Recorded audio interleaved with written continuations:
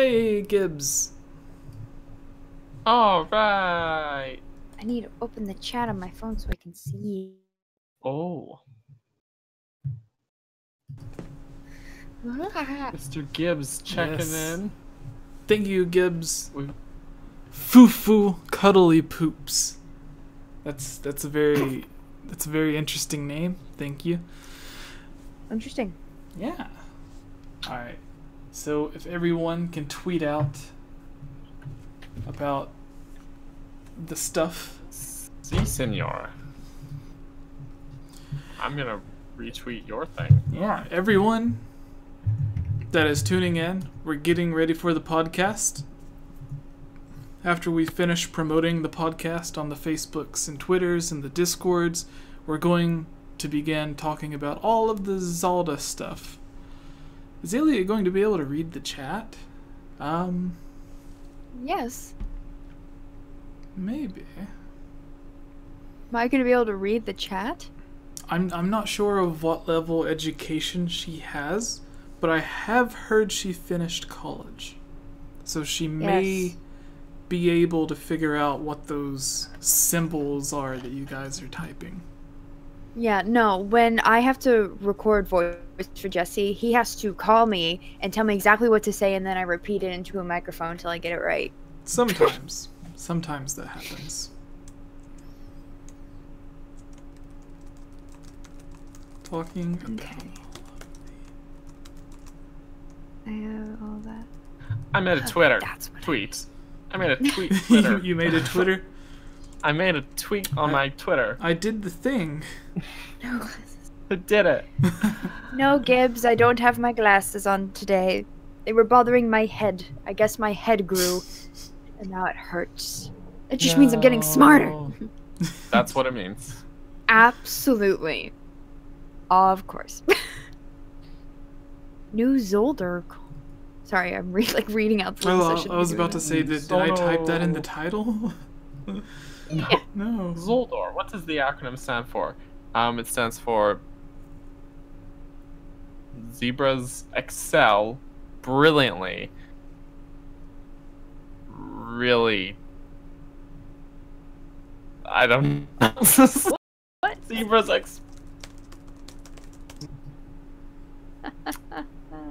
Oh.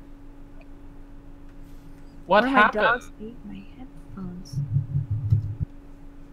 The champion of Morrowind says one of his dogs ate his headphones, or she. That's I the couldn't- I wasn't saddest looking. story I've ever heard. I hope your dog's okay. Just say. Oh yeah, the dog, not the headphones. Right. So, in that show, Yeah. Love, how far have you gotten? I've watched it all. All of it. Yeah, finished it. Did you It's a binge? show where everyone's likable at first, and then you slowly start to hate everybody as the show goes on. Did Except you- for Birdie, she's wholesome, but Because she's the only one that's not American? That's racist. How dare you? oh, well, okay, this What? is also true, but Never it's- Knows Best's sent two... That's about $2 hairs. dude, we haven't even started yet. But thank you. Yeah. that's great. I actually need to Ah. fix this. It says my output's slow. Give me a second, you Whoops. guys. I'll Okay. have to Jessup. look at the synopsis. So here's what I'm gonna do. We are back live. I'm gonna go get an Ethernet cable, so I don't have to rely on Wi-Fi. Maybe that'll help me out. Sure. I'm just gonna tell everyone watching So- why Birdie's the best You character guys in keep the show. everything held up while I'm gone. If you see So a here's ghost the in thing. my room, please let me know on my return. That almost definitely means there's gonna be a ghost, like 100%. I love how you and I both didn't have like an answer almost at first. We were just like, okay. Okay, there's a ghost. We've just accepted this. Well, ghost Ah. of what? The ghost of Summer's past? yes, and That's what I present just and figured, future. There's 'cause three Summer- ghosts: Summer's past, present, and future. I guess So- I'm thinking because summer's over. Well, sort of. All of my friends went to that are younger than me are Mhm. doing like their orientation play and everything at my university, and I'm just like, I like legit started crying the other day when I saw photos of it. I was like, no, I have done this every year for 4 years. Oh, Sad day. they're there. They're there. But at the same time, they have to go do schoolwork on Monday, and I don't. True. There Ha! you go. So in the chat, Deku de Boss says, legit thought that was pro Jared for a moment. Are you talking about me? Am I pro Jared? I don't think I guess like that much like him. I don't have quite the hair that he has, or the eyes. I guess I'm wearing a blue shirt. Like that's not like a bad thing, but he has got very like, large eyes. eyes. Yeah, like very. He's a good guy, so I guess. Yeah. Yeah. And Gibbs can't wait for Halloween. Ooh. I can't wait for autumn, except where I live, it just gets about 2 degrees cooler and nothing else.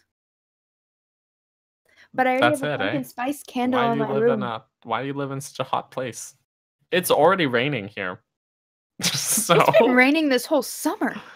Oh, okay. Well, that's upsetting. I live in a rainy area, and I do like rain.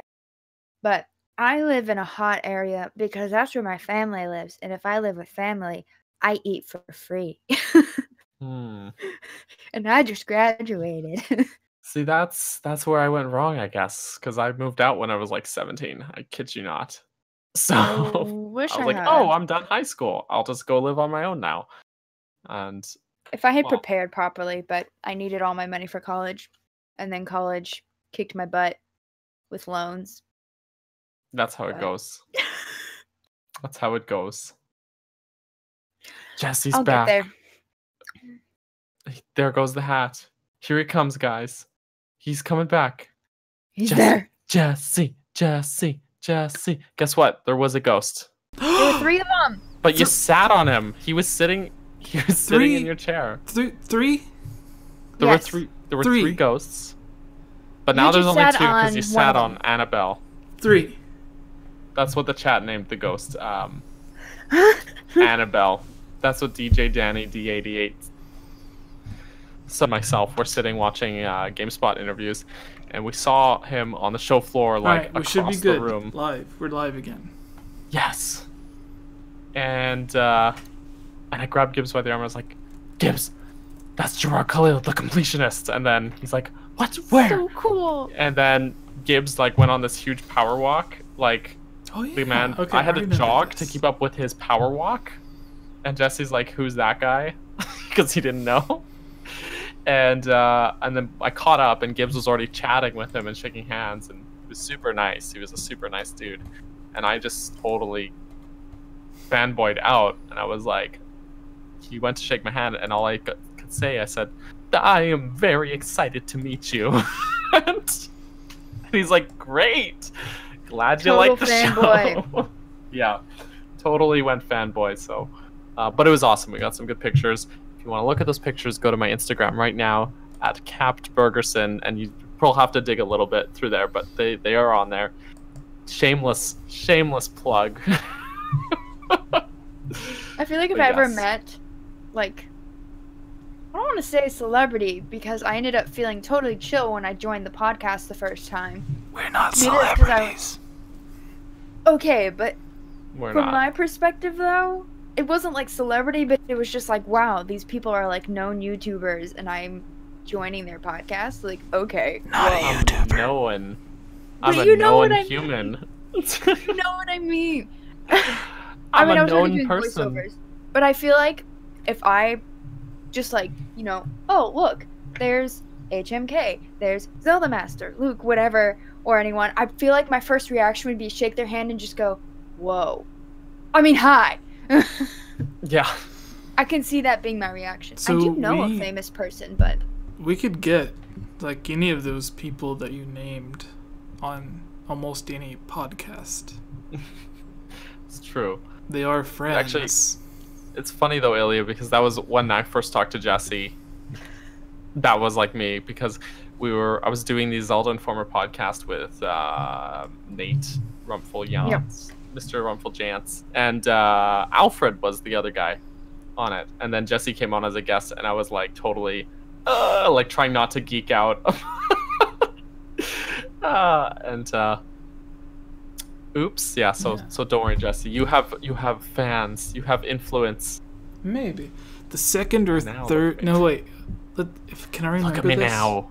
Look at me now. The first. Yeah, we shared a bathroom. Look at us now. Now look at us now. We were in a bathtub together once. What? There was no water, and we were fully clothed, but we sat in there together and drank. Kayla. So. Oh. We did I was that. Like, well, I need context Kayla, on this. There's a selfie of us, the three of us, sitting in a bathtub together, and I think I remember. And that was a very unique time. It was a very, very dizzying point in my life. Oh, we just got another bootleg boy Advance SP. Again. Why do you love us? Why do you love us? He says just a friend helping. Well, thank you. That goes towards Daniel's Mario Kart funds. Mario Kart 8 Deluxe specifically, because he has never played Mario Kart 7 either. No, he has not. This is true. All right. Are you guys ready? Yes, let's for real begin. It looks good. Like there has not been any interruptions since you went Ethernet hardwired. Yes. Good. All right.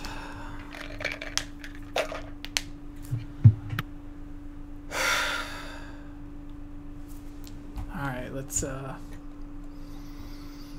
Wait, you know what? I'm missing something. Bananas.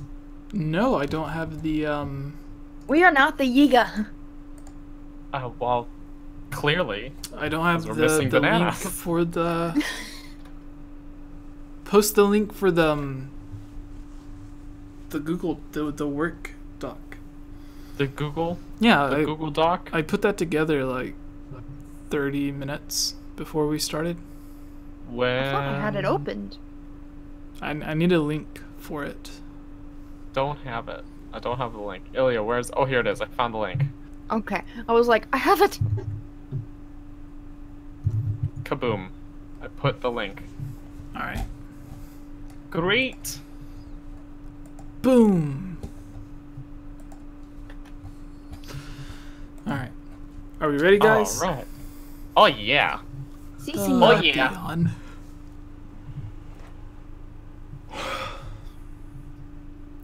Alright.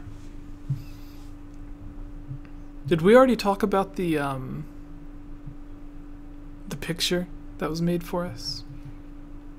Which one? One? From Jonathan? Yeah. Yeah, we talked about it last week, and it's a great picture. Yeah. I love it. Also, Sono Kodoku says in the chat, "You're missing cheese." You're sort of right. Sono, I had a grilled cheese for lunch, and it was delicious. Maybe I had some Parmesan cheese chips, but I put them away. I have no cheese today. See, that's what he called it. We're missing cheese. All right. Every time I think I'm ready to start, I feel the need to yawn. Oh no. So do you want me to just jump in there for you? You're always just like, this is my least favorite part. I feel bad. I want to help you. Looks like you were about to do a karaoke thing. I could. Grab the microphone. All right, Daniel. All right, Jesse. Am I doing it? Are we beginning? Okay, sure. What's up, guys? Hey, everybody. I am Daniel. You may know me as Burgerson, depending on where you know me from. I'm here. What episode are we on? Episode 49 of the Hylian's Gamescast, and I'm joined, of course, by my lovely co-host, who is actually the real main host, as this is his YouTube channel, Jesse, also known as Game Over Jesse. Hello. He's also sometimes called Game Over Jesse. It's nice to meet you. Game Over Jesse. And Ilya, who is just some random person we met. We don't know who she is, really. Nobody I'm a stowaway. No, she's all over this channel, too. So, today we're going to be talking about a few good topics. There's a new Zelda concert, which is great because Symphony of the Goddess went on hiatus before. There's also some news about NES Online services that are coming to the or the NES games, news regarding the NES games that are included in Nintendo's online service on the Switch. And we're going to be talking about some old rumors. These are not real rumors. They're old rumors that we found out later were fake. And then we'll be taking some fan-submitted questions. But people that are watching this, sometimes we get so many questions, we cannot answer them all. Jesse, what happens then? What do we do? What should they do? Ice cream? There's ice cream. Buy us ice cream. We'll ignore everyone else. We'll talk. No, there's the Patreons, right? Yes, Patreons. So you can join patreon.com, join our Patreon, and that will guarantee your question answered for sure. Probably also be the title of the episode. And we'll give you a shout out like we do for these lovely people. Some of our new patrons: Jacob Schulroy, Michael McKaylee, Elmer, Colin Muniz, and Bootleg Boy. Last names. Okay, I'm sorry. Oh my goodness, I'm sorry. And then there's some longtime patrons: Gus, Justin, That One Pancake, Key of Time 15, Monica, Casey, Link, Use the Triforce, Megan, Lunarium, Robbie, Shadow to Us, Rusty, and Lovable Christy. Those are the people that already. So you want to be as cool as those people who we love? Head on over to Patreon and at least just check it out. Yes, but shall we begin, Mr. Jessup? Yeah, that was great. That was great. Great. You should do that more often. Okay, now I'm ready. I'm done. That's the end of the podcast. Thanks, everybody. All right. So, our first piece of news, Mr. Daniel. Yes. All right, are you guys ready?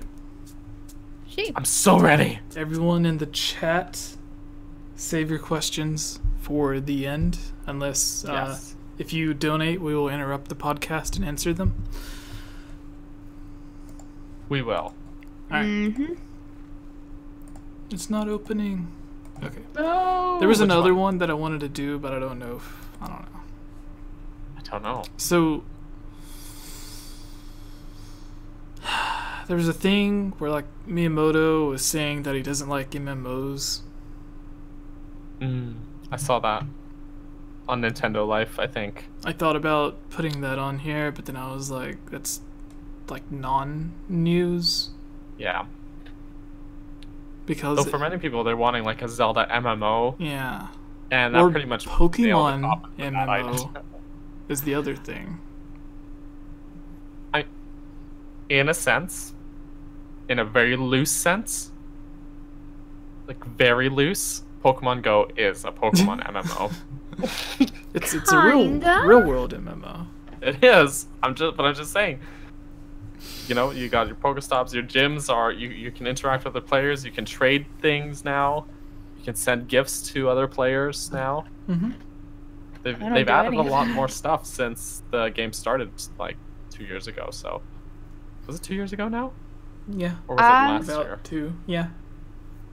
I guess so. Yeah, Maybe. it was Year and a half to 2 in between years. my school years. Something like that. I remember So, it was during the summer. Yeah. in a way, it's an MMO. A Pokemon themed, very bare bones MMO. My Right. goal was to catch a Pikachu, and once I did that, I quit. Yeah, you just wanted him Wow. on your phone. Gave and up. That's it. That's all I wanted was Pikachu. Nice. Daniel, would you like to take this one? Sure, Jesse. So, concert one, that's the first one. That's what we have listed here. So, here's the news that comes from NintendoEverything.com.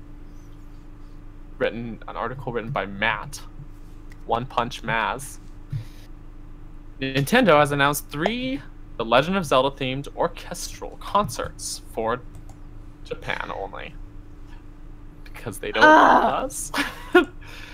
These are titled The Legend of Zelda Concert 2018. Bit on the nose, that one. These concerts will take place on November 22nd, December 14th in Tokyo, and on November 25th in Osaka. The concerts will be centered around 3 instruments that have played key roles in past Zelda games: the ocarina, the harp, and the accordion, symbolizing Ocarina of Time, Skyward Sword, and Breath of the Wild, respectively. Tickets cost between 7,500 yen for regular seats and 1,200 yen for so-called master seats, which also includes several Zelda-themed goodies. The conductor for the concerts will be Teizo Takemoto, who served in the same role for the Majora's Mask 3D concert in 2015 and the Zelda 30th anniversary concert in 2016. The concerts in Tokyo will be performed by the Tokyo Philharmonic Orchestra, while the Osaka show will be performed by the Japan Century Symphony Orchestra. And we will never get it in North America, but the artwork for it is really cool because it's got a nice like picture of Ocarina of Time Link playing the ocarina and Skyward Sword Zelda with the harp, but it's all done in like the Breath of the Wild art style that the concept art was in, and I really love that. Yes, so what do you guys think of that? I guess Ilya, go ahead, say words. Well, first of all, I just converted 12,000 Japanese yen to dollars, and that's about $108. You need to add the US dollars? cost of the plane ticket on top of that. Yeah, I know. Which would be a lot. And who has time or money for that? But, or I also don't speak Japanese, and that would be a little bit terrifying. But this looks so cool. I love that they centered it around these instruments, because those are big deal. And I I never would have thought of the accordion, though. Like, I read it and I was like, the accordion, and I was like, oh, yeah. And I just love it. I wish it was coming to North America, because I had the honor and privilege of going to see the Symphony of the Goddesses this past December, and it was amazing. I cried. It was beautiful. It was a good concert. I saw it as well when they came to Vancouver and got to meet, well, you guys should go search through Jesse's channel. There's an interview I did with what's his name, Jason Michael Paul. Yeah, that's him. And he's such a chipper dude. Yeah. He's the most laid back person I've ever met. He's got some crazy shoes. He does have some very outstanding shoes. Very bright. Very in your face shoes. Not that he kicks you, but then they announced like shortly after that they were like going on hiatus, and I was like, no. So it's nice to see that at least there's still something happening around of Zelda concerts. Which makes maybe hopefully, since it's centered around 3 different instruments, maybe there's a possibility that someone will pick up on that in other countries and be like, we can do that. We don't have to get an entire orchestra. Yeah. We just have to get a solid few versions of each of these instruments, because there's so many different versions of the ocarina. It's crazy. Yeah, I think if they do this in Japan and it does really well, then they'll continue it in other countries. Which I can't see it doing badly. No, I imagine it's going to sell out all 3 times. Oh, easily. Yeah. If like almost as soon as pre-orders go up, I can't imagine it not selling out. I can see a lot of people from other countries being like, yeah, I'm dropping the money for a flight and I'm getting my butt over there. Yeah. If I had the money, I would. If money were no object, I would be there. Definitely. But instead, I'm going to be like, I'm going to save my money for another game. That's smart. I am so too. I can hear the music all the time. Games are good. Games are good. I think... Yes. Jesse? It's interesting that they aren't calling, like, they're not using the Symphony of the Goddess title.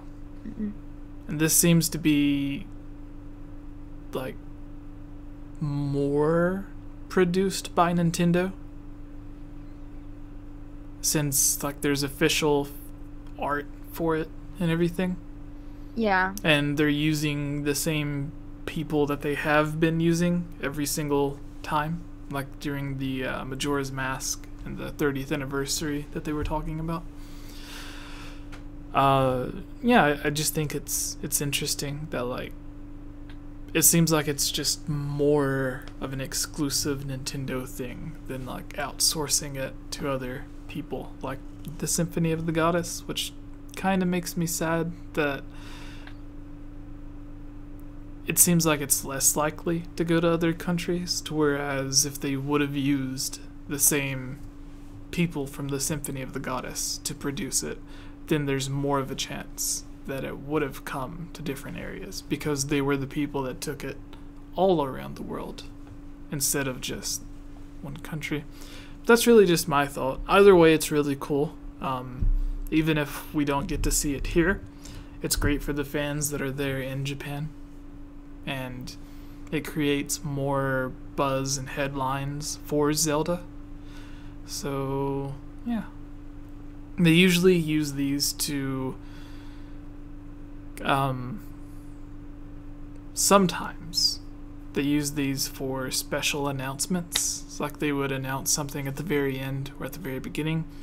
The one that I went to, there was a message from Aonuma and Miyamoto that was like displayed on the screen. Yeah. But like usually on whenever they do the Symphony of the Goddess tour, and it was like the very first one in Japan or something, Aonuma would come out on stage and they would like give some announcement to go along with it. So maybe they'll do the same thing here, like say, hey, like maybe Ocarina of Time or Skyward Sword's coming to the Switch or something, since those instruments or those games are the main focus for this. Like the Ocarina, Skyward Sword's violin, not violin, the harp. Yeah. So I don't know. Like maybe that's just me being optimistic, overly optimistic, I guess. Yeah. Anyways, that's my thoughts.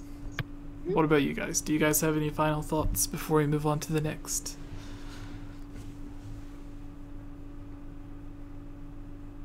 Oh, your microphone is off, Daniel. Whoops. Good catch. Oops. Okay, yeah, no, just obviously bummed that I can't go see it live, being on the other side of the planet, but I'm sure it'll crop up on the internet, some videos of it or something. So, Oh yeah. yeah, it'll be cool. I love the artwork though. The artwork for it is fantastic. Even though Link actually never plays the accordion in Breath of the Wild. I thought that was cool looking. I was like, but it looks good. It suits him. You know, I don't know. It's it would be neat to have Cass in there, but you know, you got your Link and your Zelda. Your two most popular Links. and every fan's favorite Zelda. Yeah. Yeah. Yeah, that's my favorite Zelda order. So, Ilya, do you want to take the next piece of news? sure. Let me pull it up. There we go. This comes from NintendoEnthusiast.com. NES games on Switch will have voice chat via Nintendo's online app. Written by Eli Pales. Pales? I'm gonna go with Pales. 2 steps forward and 1 step back is often Nintendo's mantra, and it seems to be the case with Nintendo when Nintendo brings NES games to Switch later this year alongside the launch of Nintendo Switch Online. Although all classic games will feature online multiplayer and voice chat, the voice chat will only be accessible via the Nintendo Switch Online mobile app. As a reminder, you cannot use voice chat directly in a Nintendo game to talk with your friends. Instead, you have to use the app on your phone to communicate with another user. For one-to-one games, it's often easier just to call your friend. And then there's a little quote. With online play added to every classic game, you can compete or cooperate online with friends, share your screen, or pass the controller depending on the game. With the Nintendo Switch Online smartphone app, you can also voice chat during your play sessions. End quote. This is the second announcement today concerning Nintendo's voice chat system. Earlier today, Blizzard Entertainment announced that its port of Diablo 3 on Switch would also use Nintendo's app for voice chat. However, we know that it doesn't always have to be the case. Fortnite for the Switch, for example, has voice chat right inside the game. No app required. And then it asks, will you be trying out voice chat with Nintendo's classic NES titles? And I would, but not with an app, probably with Discord. Discord is, I'll say, like, I've tried to use that app, and it's... But I've played Splatoon with friends and used Discord, and it's way easier and way better to deal with, and it's... It's just silly. It's, Okay. like It really Fortnite is. Fortnite can use voice chat with just the Switch's headphone jack. No problem. We know that the headphone jack supports microphone input for headsets, but then we just Splatoon. Why can't Splatoon? Splatoon should with your team, or Diablo. I'm actually very surprised that Blizzard wouldn't include it in. But it just boggles my mind. I don't know. The weird And I thing. feel like if it's oh, sorry. No, you can go. Well, I was thinking, I was like, is this a protection thing for like children and teenagers, making sure, I don't know, because Nintendo has always tried to be child conscientious, whatever it is, with their games, says the company that made Dead Hand. But Parental controls, though. I know, those are a thing. They have them on the 3DS. I don't know why it would be that hard to throw that in there. I mean, obviously a lot of kids now are smart enough to bypass it. So that could be part of it. I don't know. Sure. But I mean, to quote Jesse, Star Fox 64 3D on the 3DS could do video chat. Like live video chat.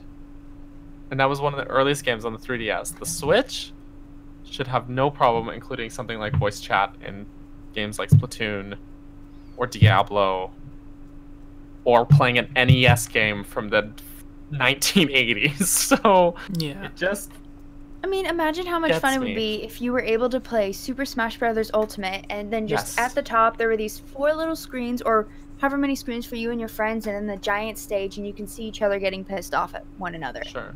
Now, like the 3DS and the Wii U had cameras, like little webcams. Right.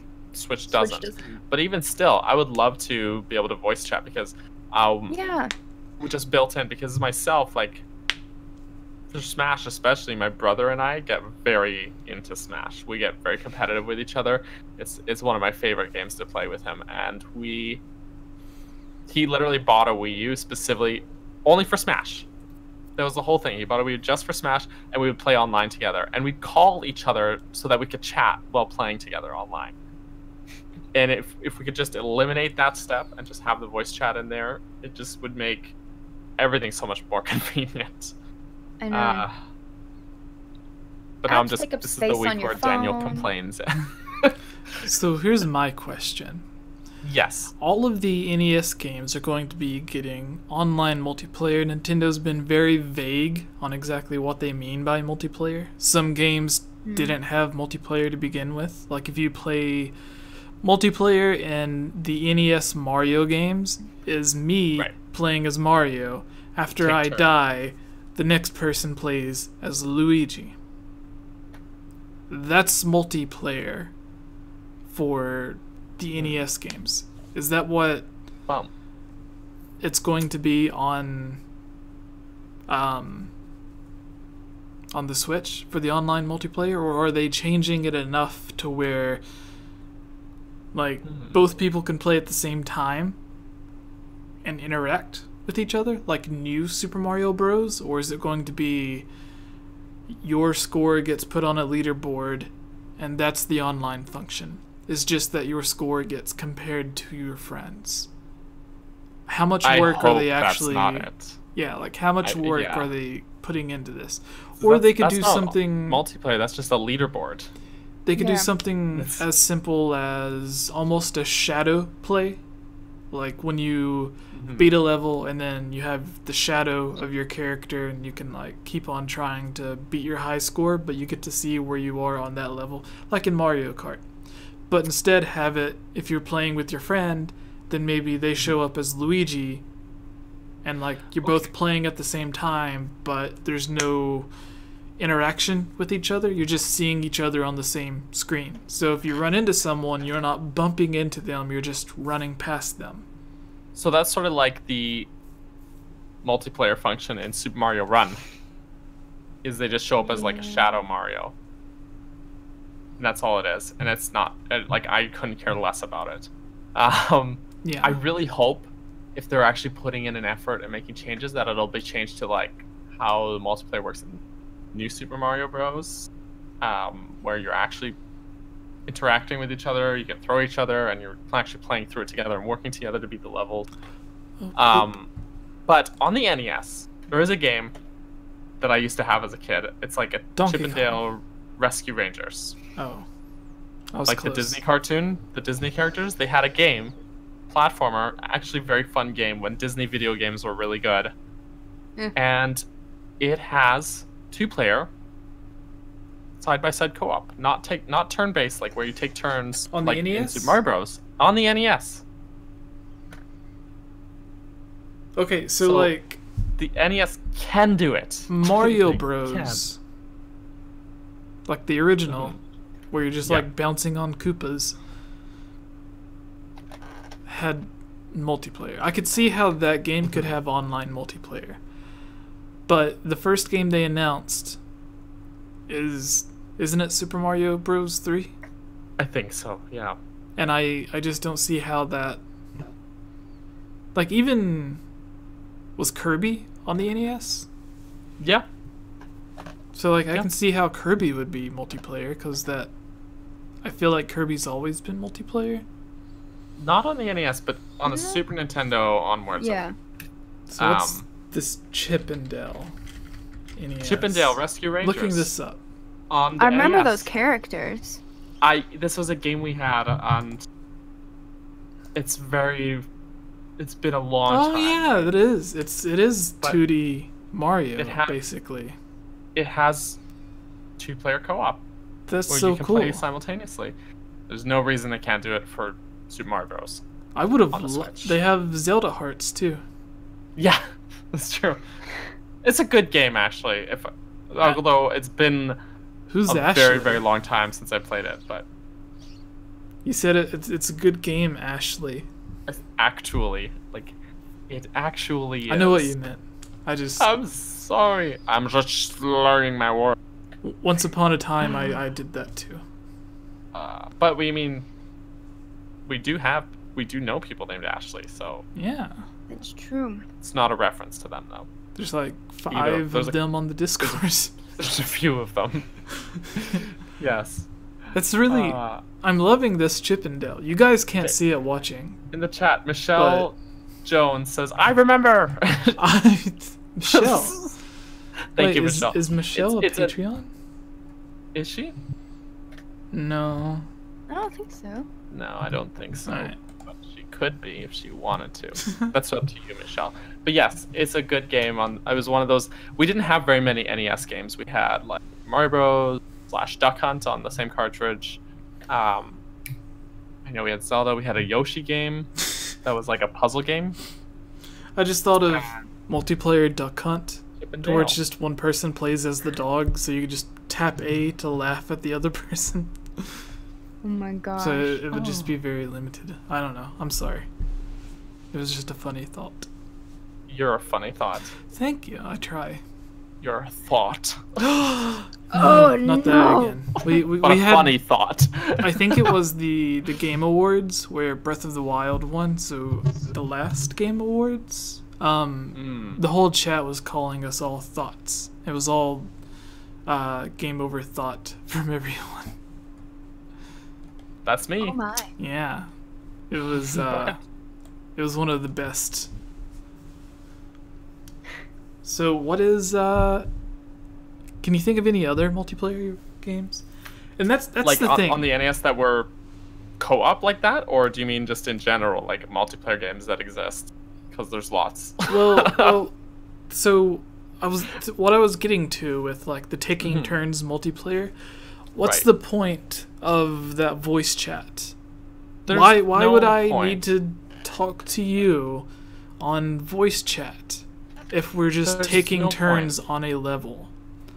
I don't want to. If we're playing, if we are playing together, I could Yeah, see then it voice makes chat. sense. But then you'd if be like, it's "Oh, throw me up there," or "Watch out for that Koopa Troopa." I don't know. Yeah, it but would if make way more it's sense. just like taking turns and we have voice chat, then I'm just like, why? I don't. Yeah. No, it makes no sense. What about you, Ilya? Do you have any Yeah. thoughts? Any qualms?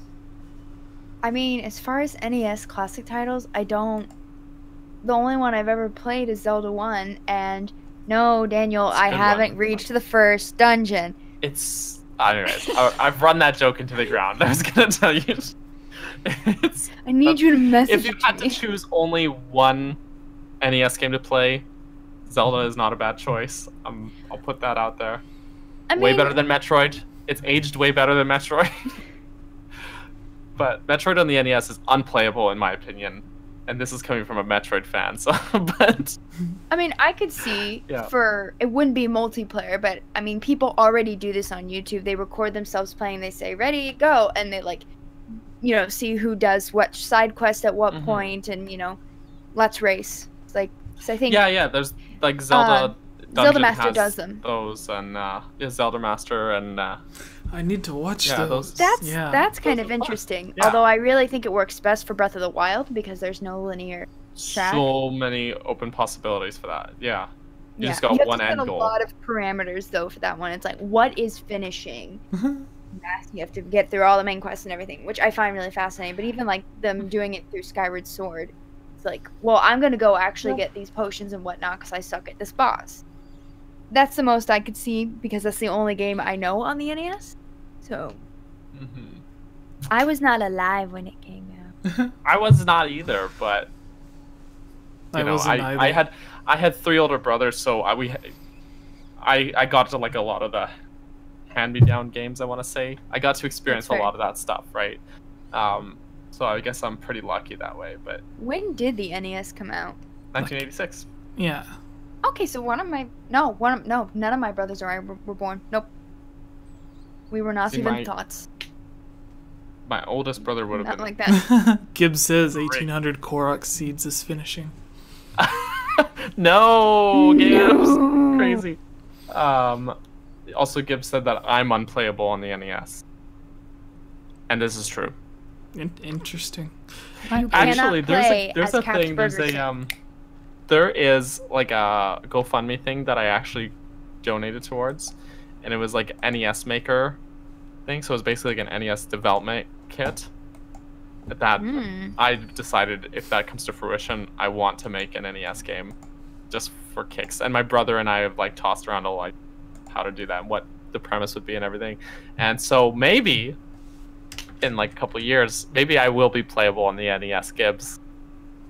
Maybe I will be. That would be hilarious. So Hylian's Gamescast, the game. that would be well. What would you do though? I don't know. Anyways, we should probably move to the next piece of news. Or I think we've covered everything we can with that. Yeah. Yeah. Really quick for the people that stayed for the end of the NES stuff. There was a piece of news that I was wanting to put on, but it was again non-news, like we talked about before we actually began recording. Before I began recording, was Miyamoto does not like MMOs for some reason. Don't know why. He just doesn't like them. So everyone's fantasies of like a Zelda or Pikmin or Pokemon MMO aren't very likely. Although he has less to do with Pokemon than the other ones. So Pokemon's still possible, but it's kind of ironic because when he was making, there's like interviews where he's talking about when he was making like Super Mario 64 and how desperately he wanted to make that 2-player experience, and like how every time they make like a Mario game, they experiment with that, and it's like, and yet he does not want to do an MMO. yeah. But he's like, oh, I love the idea of being able to play together, and you know, I don't know. It seems a little backwards to me, but I don't know. Miyamoto is I don't want to criticize the way his brain works because he's a genius, but yes. Do you have any thoughts before we move on, Ilya? I've only played one MMO game, so What I was guess it? I'm in the same. Is it an MMO game? Maybe I'm not quite sure what an MMO game Tubes is, but I was thinking loves her RuneScape. MMOs. Yeah, that's the one Tubes plays. Okay. For some Why am I reason. hearing voices? What? Well, we are talking into Okay. your headphones. No, where is the sound coming from? This? What sound? I don't What is know. happening? Are you okay? It went away. No, Are you okay? Maybe it was an I am ad not on a schizophrenic. webpage. Why won't the ad go away? I've had that where we've been recording and then I've opened up a web page to grab a news article and then there was like a super loud ad and I'm just like, and people watching probably have no idea why I'm doing that, but I fixed it. I'm like, I'm like legit sweating now. That was bothering me. I think one of the main things is with MMOs, like if you create an MMO, it's something that you have to keep supporting for like 4 or 5 years. And with Miyamoto, he always seems to be interested in like new ideas and new You would get bored with it. things. Yeah. So like he would put it out there and then he would want to immediately start on something else as opposed to which like after I can get that. after he finished Skyward Sword, he wanted time to work on new ideas and he came up with a giant fighting robot game. So not very original, I guess, of an idea. true. The way you played it was, but then it's just giant robots. So, and now you play that with you put cardboard backpack on and you can play it. But it was on Wii U. There's now a third Labo set out. Is it? It's all You? vehicles. Are you Vehicle the Labo set? I'm the Labo set. You make a cardboard Daniel. No, it's all vehicles. We could put you And back here, I'm such a behind my desk. Yeah, you could just A make cardboard me, prop me Daniel. up. But I'm so terrible because I'm such a wicked, What would your horrible pose be? fanboy, and I actually want to buy. I want to buy it. Oh, my pose would be very standard. Very standard. Be like But decapitated. yes. Like but we could see. no, I would not be. Could I don't know. have like USB plugs on your nipples? So I could like charge my phone by plugging into your nipple?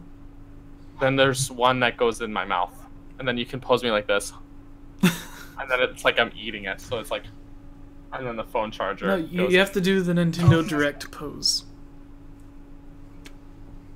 Yes. Alright, let's go to the next thing. I already put the timestamp at the wrong time. Oh no. Yeah. Okay. It helps a The lot next- doing Why is editing. it playing again? Are we talking rumors? Nothing No, we're doing the going. review. The review? Yeah. Okay. A Link Between Nothing makes Worlds. this ad go away.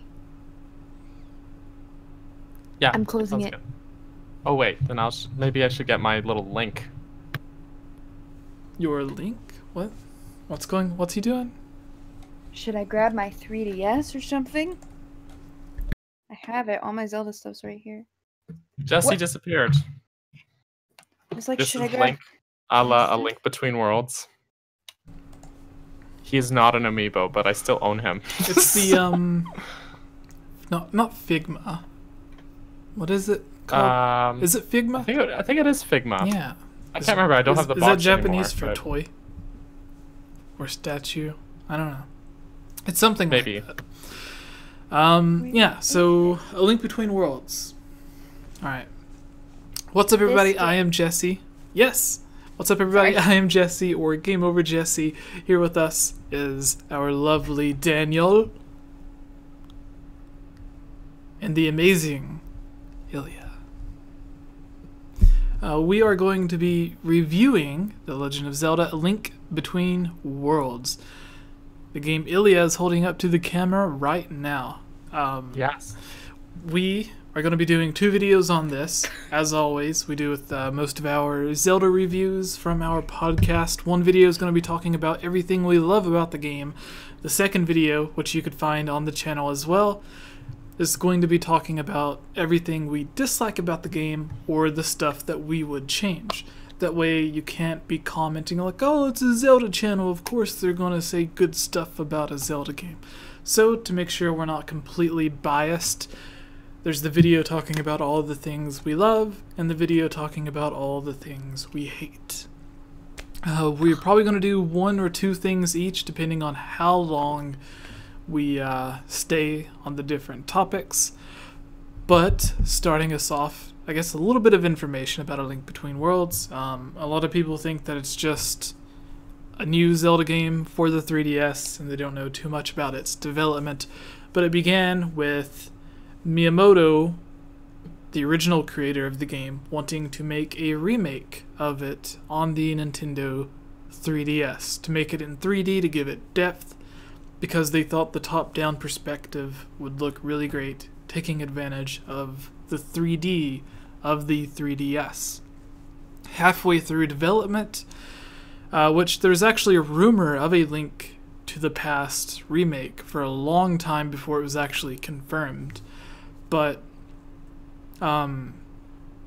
halfway through development, Aonuma, who's in charge, of the Zelda series now, and became in charge after Majora's Mask, wanted to create a brand new game. He didn't want to make a remake. And instead of completely starting over on something new, they kind of made what I call a reimagining. It wasn't a remake, it wasn't a new game entirely. It was just a reimagining of A Link Between Worlds. It used the same world, some of the same dungeons, just kind of like remade to take advantage of like the wall thing, which is, it doesn't necessarily make sense for the world because it's low roll, not the dark world, but the dungeons are sort of still named the same and the layout's the same, even though they're supposed to be two entirely different places. Well, some of it. So, like, there's some overlap, but there's also quite a lot that's different as well. But, and then, like, the name of the town, like, Kakariko Village is in the same place, which is, like, Thieves Town, I think. Yeah.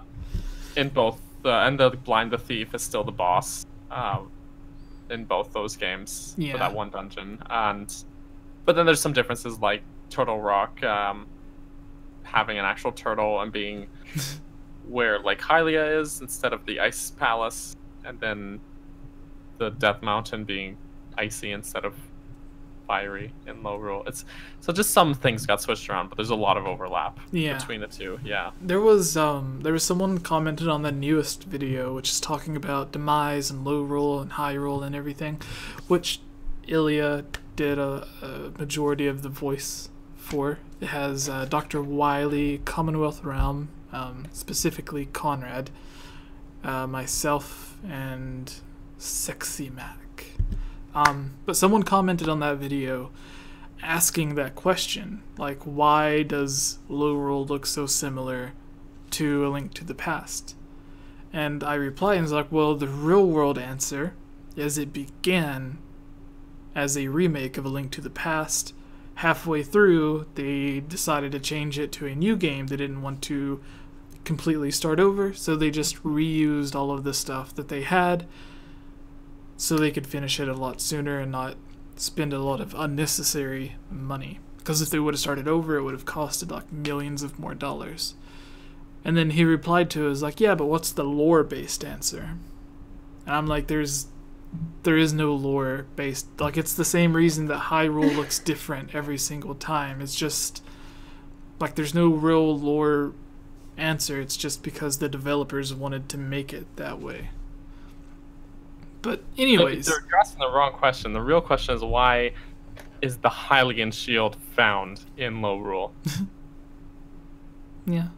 I'm just saying. Also, I had this little Link figurine, and I was just fidgeting with it while you're talking. And you broke it. And Link's face came off. So Doesn't he has a few different faces though, right? He does. You can change. It's supposed to, but it fell off, and then it just was super creepy. So yeah, I put it back on. Now he's bald Link. Oh my gosh. Alright, Ilya, let's start with you. You're the one who suggested A Link Between Worlds or Link's Awakening. So what do you love about A Link Between Worlds?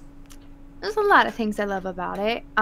Someone's using the sword emote in the chat. They are. Blakely Ward. It's really funny. He's so Blakely. Have you seen that Ward guy? He's so Blakely. Wait, it's not the Master Sword, is it? No, it's because just the a one from A Link to the emoji. Past looks like a normal sword, doesn't it? A lot of them probably do if they're in 8-bit. All right. Anyways, If you look at the artwork, though, it looks pretty much just the Master Sword, but kind of the wrong colors. But You know. like the artwork actually looks pretty similar. There's a nice comparison in Hyrule Encyclopedia of the different Master Sword artworks. we will look at all Yeah. the artworks. For Yay! Between I've got that book too. It's right there. All right. Tell Mine's us, in my Ilya, closet shelf. what do you love? Speak words.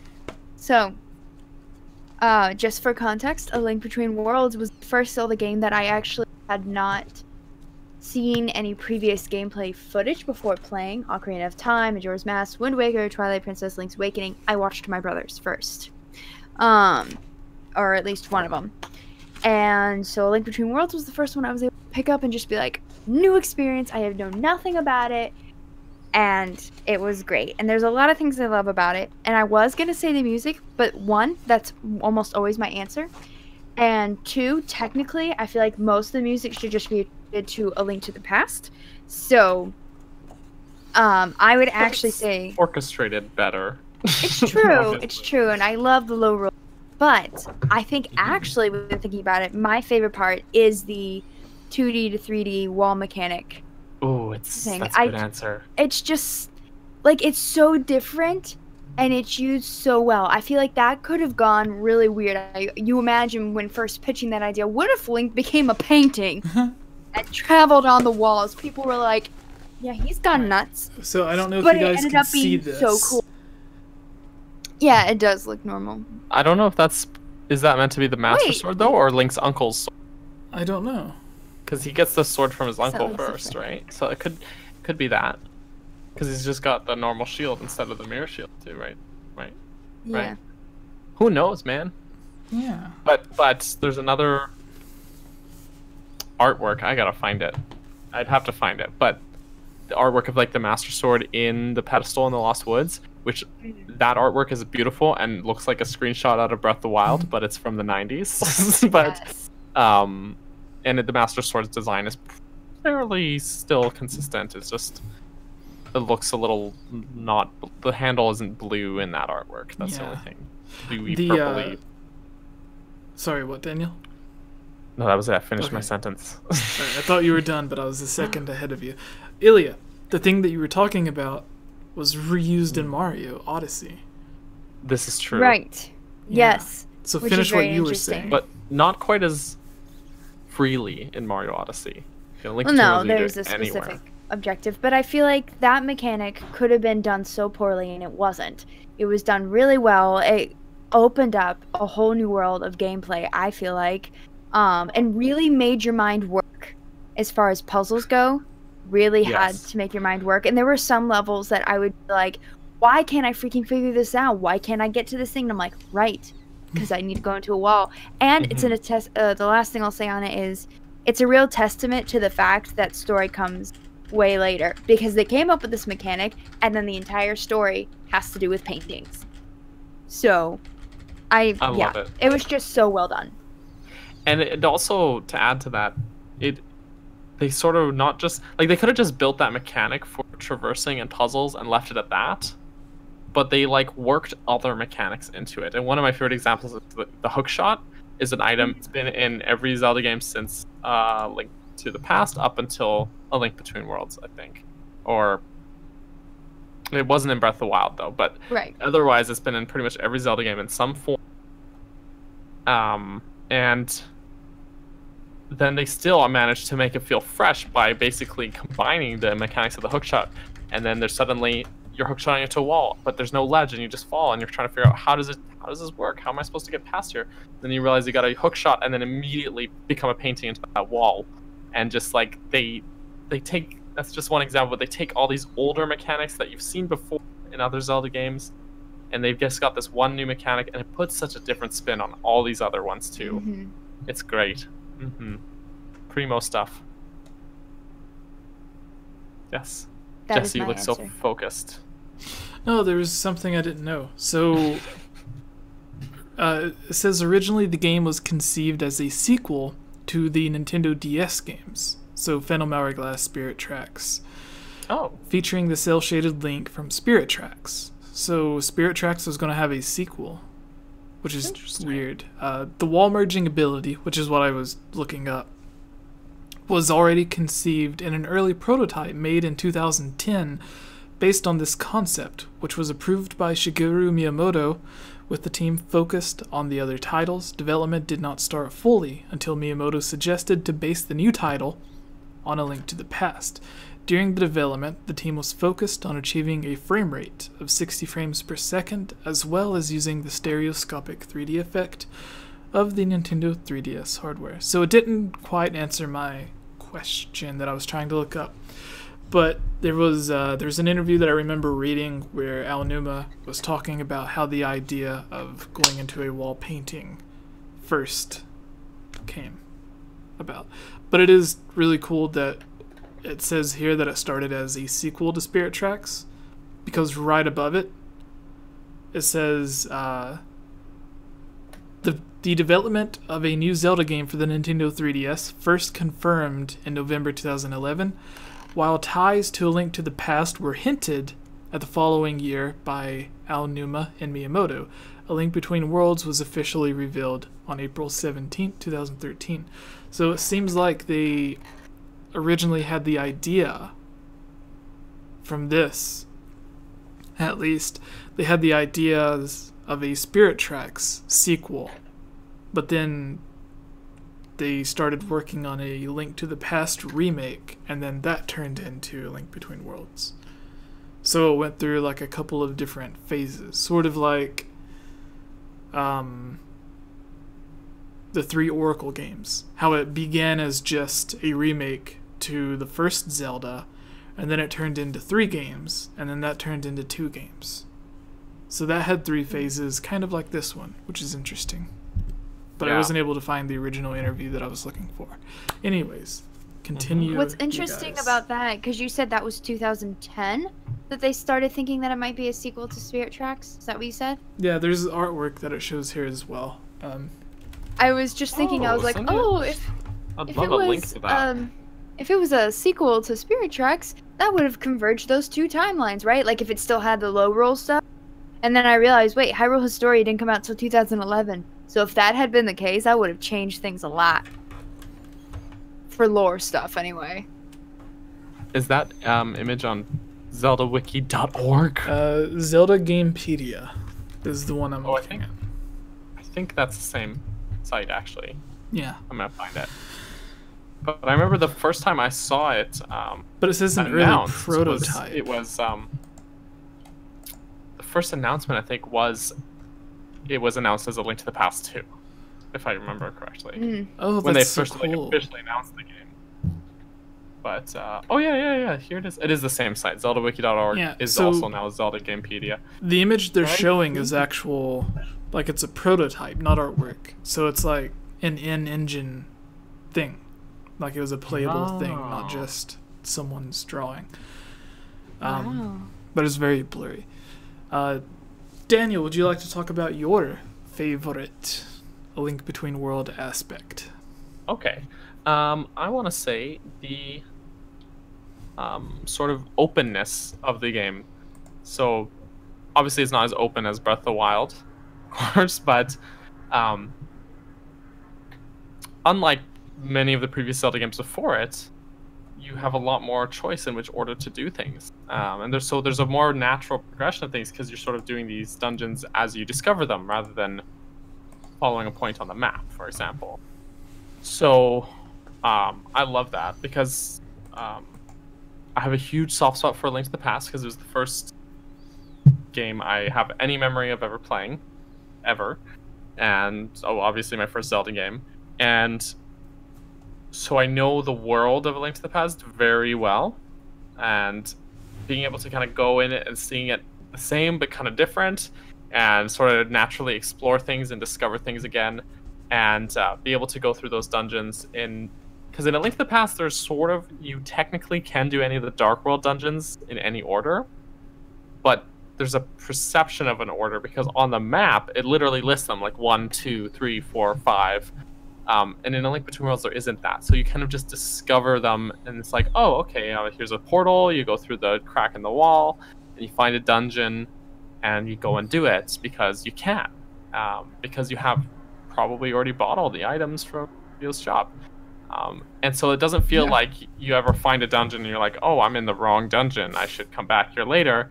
You can just go through and do it because there's that nice openness to the game. Not just the world, but sort of the structure of the game has that openness too. And I love that. So that's my answer. Yes. I like the answer. Thank you. Yeah. It's a very nice answer. You should be proud of your answer. I'm happy with it. All right. I guess my turn. Yes. Indeed. Yesy. Jesse. I like the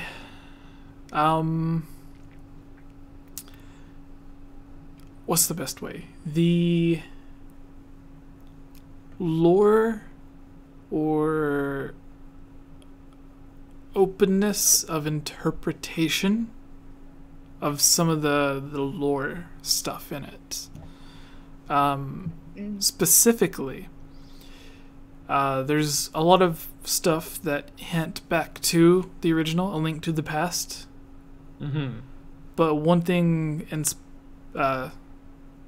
specific that I've talked about before is the old man dressed in green that you come across. There's an NPC, and the game itself as well kind of hints towards him being a previous Link.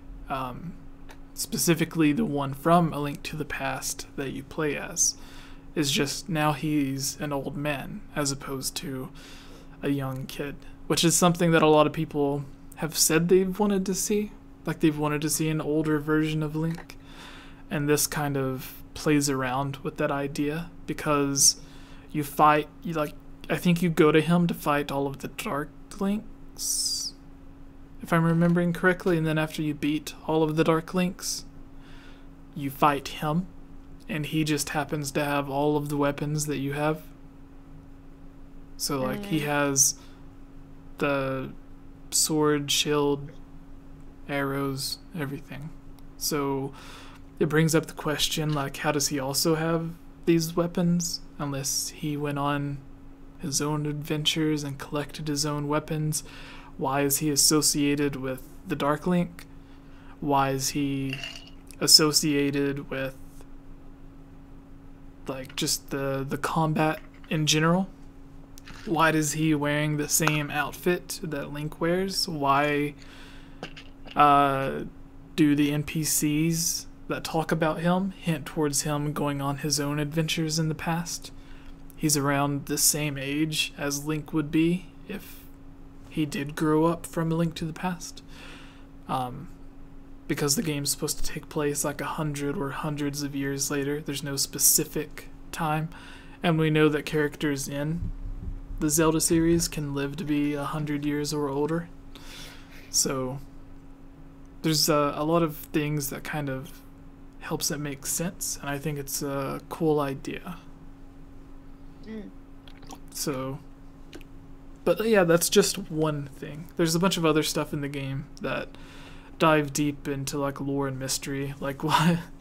Why does Link have Majora's Mask hanging on his wall when the game takes place? Collector's piece, Yeah, now we know the real world answer. This is another thing with real world answers and in-game lore based answers.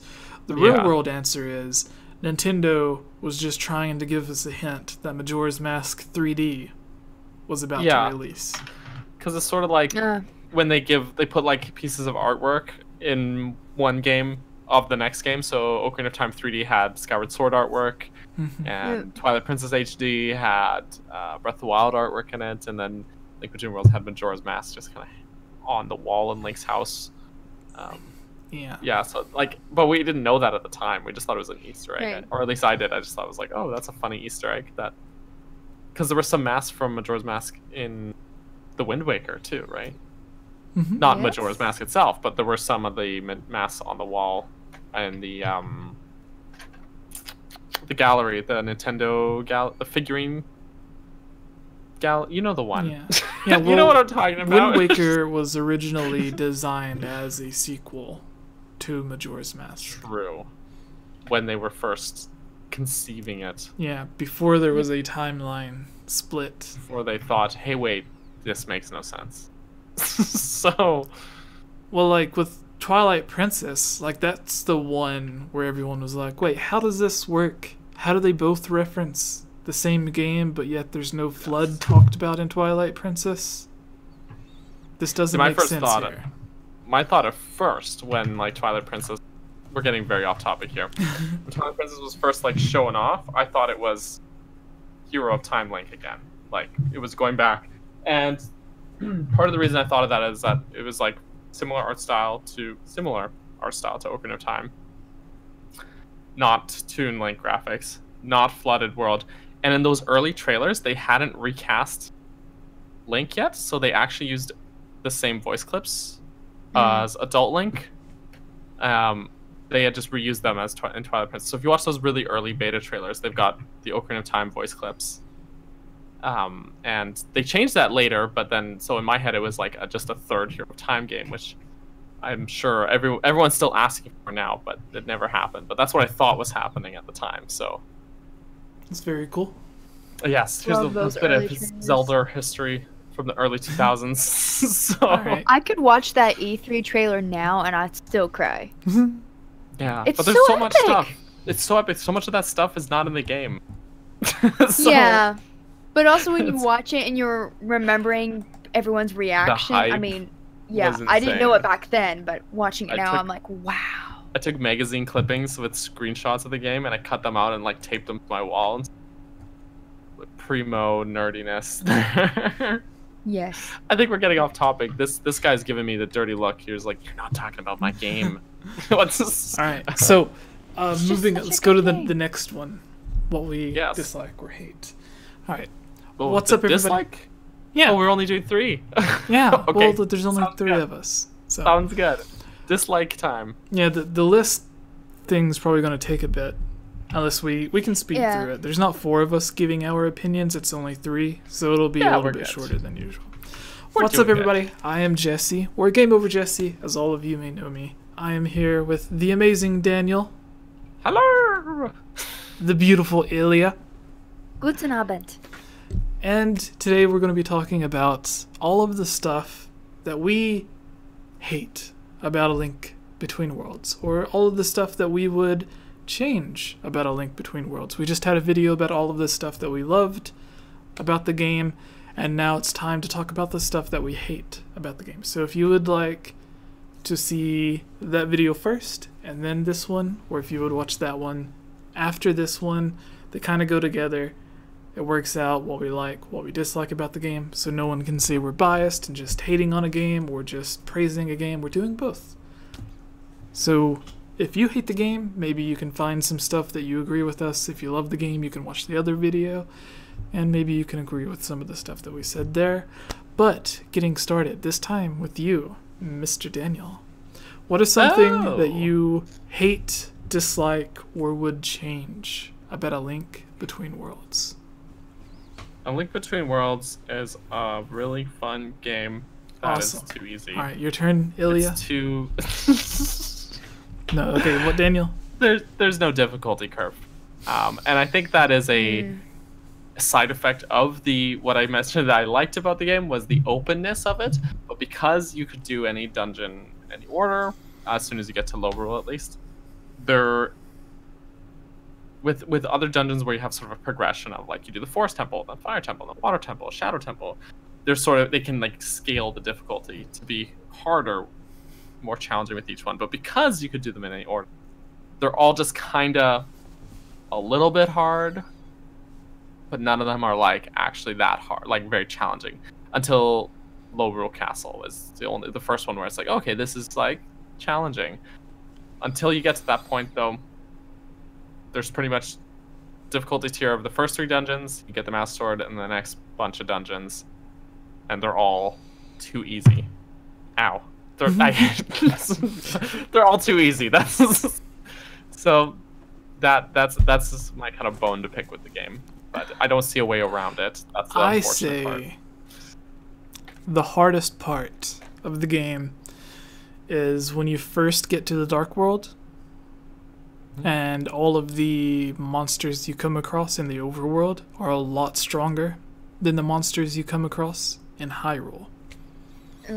So like True. the overworld itself is harder than the dungeons. For me. Kinda. I'm But the more thing- I don't likely know. to die getting to a dungeon than actually being in the dungeon. Okay, yeah, I don't know. I just Does that mean I'm a crappy player? Who knows? maybe. Maybe. Maybe. No. But you know, I don't know. I find the game super fun and it's huge nostalgia trip, but it's just so easy. So, yeah. Who's next? Ilya's next. I'm having trouble Well, here. first off, That's a Ilya, tricky do you what are your thoughts on what Daniel said? Do you think it like there's no curve? I do. I would definitely agree with that, and I guess that's the nature of an open world game, but then again, we overcome that with Breath of the Wild, right? We kind of realize the further away we get from the Great Plateau, the harder it gets. So if you want to go tackle, even though most of the Divine Beasts have a similar difficulty curve, except for Valnaburus, I feel like that one was just exponentially hard for me. I feel like the harder... I think it's the boss specifically is the hardest one. Yes. The mechanic I found, I mean, turning The that puzzles was of the game, but like connecting all the circuits, is pretty straightforward, but I think really cool. But yeah, definitely the boss is the hardest one. yeah. So Breath of the Wild kind of mastered that, so I would agree there. I'm having trouble thinking of my own thing that I dislike. Because Breath of the Wild has a difficulty scaling as well, because it counts, the game counts how many enemies you've defeated, and then it gives all the enemies a buff after a certain threshold, right? So all of the enemies get kind of scaled up after you're spending enough time in the game, right? And then same with the equipment you start finding is also better, so that helps to offset it. But still, there is that change, that it's not a superbly high scale, but it does still scale better than A Link Between Worlds does. It has a good curve. It tries at least. Yeah. So, I mean, I would agree with that, the whole difficulty curve, which for someone like me who is not the greatest at games, can be nice, but honestly, the fact that it's open world in that sense, for some reason, ended up being confusing for me at times. If I left A Link Between Worlds for a little bit, which thinking about it now, I really want to go back and play it again. But if I left it for a little bit and played something else, I'd come back and I'd have so much trouble remembering where I was. And because and usually it was like after I had already gone to the Dark World or to Lorule, so I would be like, crap, how many My Minds have I gotten? Or whatever. I don't know what I've done. Did I get that one over there? Dungeon did I do? And I lose track. Whereas for some reason in Breath of the Wild, I didn't get lost. Maybe it's because I played it straight. But then again, I had like a 3-month gap where I couldn't play it. So, but the My Minds are pretty easy to track because the map tells you. It gives you like a grid or like it breaks it up into regions. yeah. And so if you've got all the My Minds in that area, like tell you on the map. At least, That's which I true. think That is is helpful. So nice. It is helpful. Yeah, But sometimes it's definitely not as directionless as Zelda 1. That game is just directionless. It's just like yes, where go? I don't know. that would Ilya probably still be my can't only find the first beef with level. it. The direction. It's because I haven't tried since then. And I'm like, I need to just download a map. I actually did that for Breath of the Wild to try and find shrines.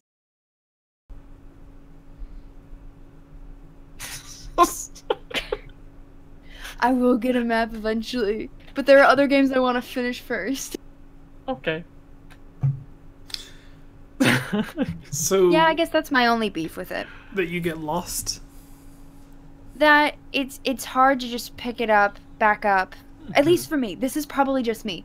But I have a hard time just picking it back up once I've gotten to Lorule afterwards. Because I'm like, wait, which dungeon did I do? Which one do I want to do next? I like that I can just buy my weapons and, be like, oh, good, I want the hook shot. That's But true. I love that. I do like that. Whereas, as linear as a lot of Zelda games are, they're like, oh, I just did the Forest Haven. Wind Waker. All right, I know what I gotta do next. And I know what I have to do next, especially like Ocarina of Time or something. But it's not a horrible thing, but it gets frustrating for me. You guys are going to hate me. Uh-oh. Because the thing that I dislike the most, or that I would change about the game, would completely change, like, the entire purpose of the... You don't like Ravio. Second 2/3 of the game? Or... Yeah, the last 2/3 of the game. Is it the openness? Is it what I said was good? No, You're no. gonna say it's bad? It's the item system. Oh, really? No, it's good. I love going into a dungeon and getting a weapon. Okay. I don't like the fact that I could just go get all the weapons at once and then go into a dungeon. But it actually incentivizes rupee to matter. True. That's the thing. And especially, it's so punishing to die in that game if you haven't bought the items off Ravio, if you're still renting them. It's so punishing to fall down and die and see all your items get scooped up. If that happens, then you can just restart your save file. It's and true, then you have but all when the was stuff the last time again. you saved? What if you haven't saved in a while because you're a dummy? Well, then, I don't know. I don't know. But yeah, like the thing to me is it made when I think of a dungeon, I think like the 3 things to me, aside from the puzzles in every room, is the mini boss, the dungeon item, the main boss. Okay. So taking away 1/3 of the big part of a dungeon. Like when you think of the Forest Temple in Ocarina of Time, I think about getting the bow and arrow, the Fire Temple, getting the Megaton Hammer, like that hard puzzle where like you have to be very careful while you're running on very narrow platforms. Oh yeah, I remember that one. Yeah. So like imagine the Fire Temple without that room. Like Link or whatever you Sounds name a lot your less stressful. whatever you name your character. Obviously Darunia's character, like he names his son after you. Right? That's his son? Yeah. Yeah. Okay, so imagine him being like, "Hi, Daddy went into the Fire Temple to stop Volvagia. Here, take this." Yeah. Or And you're like, then- good thing I rented the Megaton Hammer already. Yeah, good thing the mask salesman started selling stuff I can actually use. But yeah, no, I that's... see your point. Yeah. I think I was just so enthralled with being able to buy the hookshot and yeah. or already have it. Or just the fact that it was a big mix-up. Like, oh, okay, I can get all the items, or I can pick which items I need or something. I think I was maybe... But in defense... I didn't really think of it that way, but I see your point because there is something good. Okay, so in defense of buying your weapons... Oh no. What happened? Oh, sorry, y'all legged out. Okay, so, So- in defense of buying the weapons... Yeah. It is one game out of a series that's been going for like 30 plus years. True. So it's not that bad. If it was like every single game, I'd be like, okay, I want my dungeon items back. But it's just one game, so I can live with it. True. I And think that's what I was gonna say on it. It was like, I wouldn't want that in most Zelda games, but I liked it for that game. Yeah. Especially because it gave Ravio. It gave us Ravio. it did give us Ravio, which is nice. But I see your point though, because there is something about it with when you find an item where you're going through a dungeon and there's all this stuff you cannot, and then you do an epic fight and it's like it unlocks all this stuff. Like you're like, oh, there's that room with that thing, and now I can do that now. Yeah. And I gotta go find all this stuff because now I can do that. And then It's like the there's Metroid something- aspect. yeah, but on a smaller scale because it's not the whole world, it's just that one dungeon. So it's like little tiny Metroids. Yeah. But And even in Ocarina of Time, there's like the one room, even after you finish the Deku Tree, there's the one room that's sealed off. And then after you get the bombs... Oh, it's like a bomb. Yeah, you can go back. Just but you don't get the bombs until the next dungeon. It's a Skulltula in there, right? Is that right? I don't know. If I'm remembering correctly, but like the worst one to get. Because it's just it's so out of your way. The same with there's a room you have to go into Dodongo's Cavern as an adult. With the hook shot? Oh, yeah. yeah. Like you go in and you go right. I think that's the only child dungeon you can access as Adult Link. Because Deku Tree is sealed off. And Jabba Jabba's gone. He's missing. He died. But He you died can still go because that into pond Dodongo. is too small for him. Yeah. And the cold weather. Or, What? like, all of the giant fish from the Zelda series fly. So maybe he just flew away. He's like, windfish. yeah, I'm done. See you guys. I'm just gonna... It's getting too cold here. just... He Imagine migrated. having tiny little wings floating off. Yeah, well, in the Maybe he Zora's spawned defense, like a salmon. Yeah. You know, like with salmon, they go into the ocean, they live there, and then they go back up a river to their spawning grounds, and they lay their eggs and then die there. So maybe that's what happened with Jabba Jabba. Well, in sad. defense of the Zora, they went from worshipping a giant fish to a dragon. And a dragon's feel like way it's an cooler than a upgrade. giant fish. Yeah, big upgrade. Good job, guys. And the Yeah. dragon allowed them to fly. It's true. But yeah, the and then Fairness, like they you evolved could keep really you in a could crappy way. yeah. They evolved into birds that can't fly. Yeah. Dude, So penguins with feathers. yeah, but penguins can swim. So they lost their swimming ability and they didn't have flights. So All right. Okay. Sorry. So, Continue. Ravio. So like you could keep if you took that ability away of like buying your items, you could still have him there to sell Yeah. you. Like have each weapon has upgrades.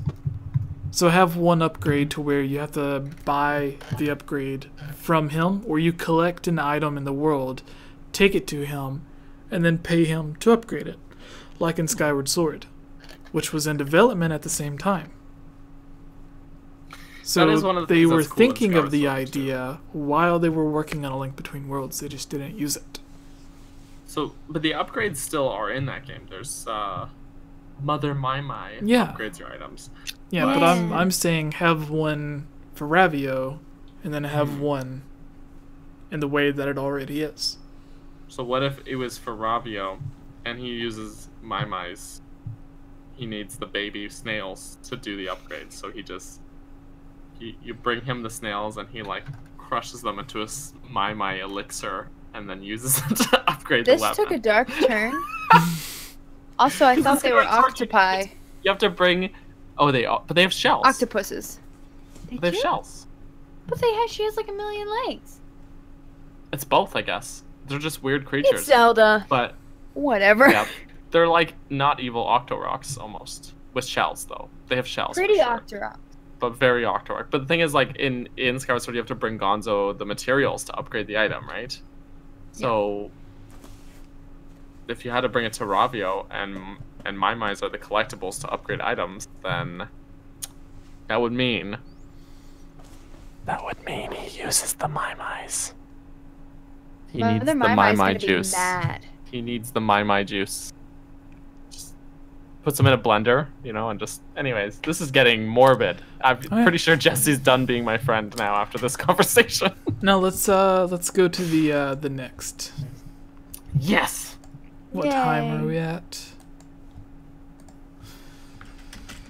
Let's go. Bananas. Banana phone. That'll help the editing. Bananas. I had a banana earlier. Oh, me too. High in potassium. Yeah. Avocados are even higher Great in source of potassium. I love my free Shavakadu. Avocado's great. I don't like avocados. I should. What? I need to, based Are on the you- way I eat. Are you even a millennial? No, I'm not. I'm Oh literally wait, 1 year behind. that's right. You're the what is it? It goes Gen Z? through I don't know. All right, Whatever Ilya, they label us with. I'm gonna Yeah. be your director. My director. Yeah. Director. All right. So here's what you're going to do. You're going to read this off. We're going to take turns on each one, but Ooh. you're going to do the intro for it. Okay? Oh. You need to make sure while you're doing the intro, saying what this section is about, make sure the person understands these are fake rumors from the past. Okay? Yes. Okay. In our last video about old Zelda rumors from 10 years ago, people thought these were real current things that were real news, even though the title of the video said rumors, and we explicitly said these are not true. So Yeah. So we must be very clear. you're going to start this off the normal way. Hi everyone, I'm Ilya, here with Jesse, Daniel. Today we're going to be talking about 9 rumors people believed about the Legend of Zelda games. This list comes from GamesRadar.com, and we're going to be giving our Got thoughts, it. blah blah blah. These are fake rumors from the past, or however you want to do it.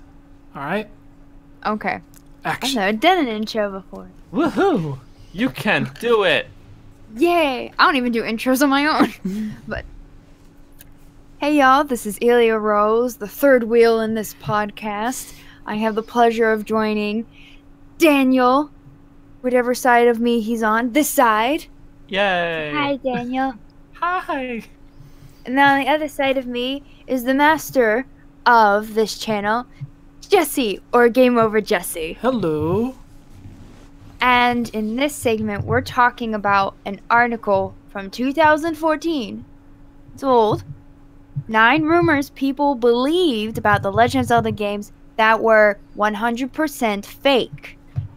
They are not real rumors. Not This comes whatsoever. from... No, not at all. 0% And it comes real. from GamesRadar.com, written by someone called Ashley Reed. We know a lot of Ashleys. No, actually, I know an Ashley Reed. Yep. But In the she doesn't work intro... at Games Radar. No. So, I know a lot of Ashleys. But again, there are a lot of rumors. And the intro to this is Mario rumors, Pokemon rumors, GTA rumors. So many rumors fans want to believe, but end up being completely and utterly false. oh my god, so many They are rumors. not true. Is any series immune to this scourge? With Hyrule Warriors putting The Legend of Zelda in the old article, 2014. So when Hyrule Warriors first came out. Putting The Legend of Zelda back on our minds, I, Ashley, this person, started to wonder how well has the Hero of Time managed against this onslaught of untruth? Has he and his warrior companions been victorious over the forces of falsity? The answer is no, not even a little bit. And so she goes through these 9 different rumors from a while back, which were fake. Yes. We have to make sure you know these are fake. We did a similar video last week or the week before talking about fake rumored Zelda games. There were, even though the video was titled in capital letters, the first word in the title of the video was rumor. And we began the video saying these were fake rumors from a long time ago. There were still people commenting as if they thought we were giving them actual news that was up to date from, like, news of a Zelda game coming out this year or something. So myself and others replied saying, hey, no, the entire point of this video is sometimes rumors come out, even though they're fake, they're still interesting or fun to talk about. That's what we're doing. So, Yes. Ilya, take us to our first fake rumor. Technically, they're Fake real Are we going to go through all rumors. 9?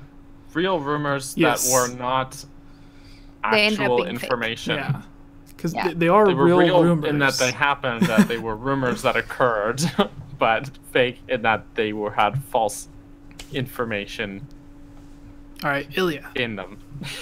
So, the first one she lists, you can get the Triforce in Ocarina of Time. No way. Not Yeah, wow. Aw. Not But don't true. you? You get the Triforce of Courage. But On you your don't get hat. the full Triforce. So, Well, I read on the internet in 1996 the one time that there was... No, sorry, go on. 2 years before the game came out. I don't know if it was even announced. Well, I was a child. I hardly remember that year, but I was 1, so I don't remember. So she says, yearning for the Triforce soon turned to lust for power, which in turn led to the spilling of blood. That's what players learned about the Triforce in the manual for A Link to the Past. And no one could have guessed how much it would apply in Ocarina of Time. I don't mean in the game either. I'm talking about the fan base desperately chasing rumors that the Triforce can be found in the N64 release. And yes, there was probably blood. But the struggle is all for naught because the Triforce cannot be obtained anywhere in Ocarina of Time. According to the many, all caps, many versions of this rumor, there are about 1 million ways the magic triangle can be unearthed. One says you need to collect 100 Skulltulas without dying. Another claims you have to learn the fake Overture of Sages. Yet another talks about how using a bomb here and catching some fish there will totally lead you to the Triforce. Somehow. None of these methods work, obviously, because it's fake. And a look at the game's text files shows that even if you could find it, Link was never programmed to actually pick it up anyway. So close, and yet nowhere near close at all.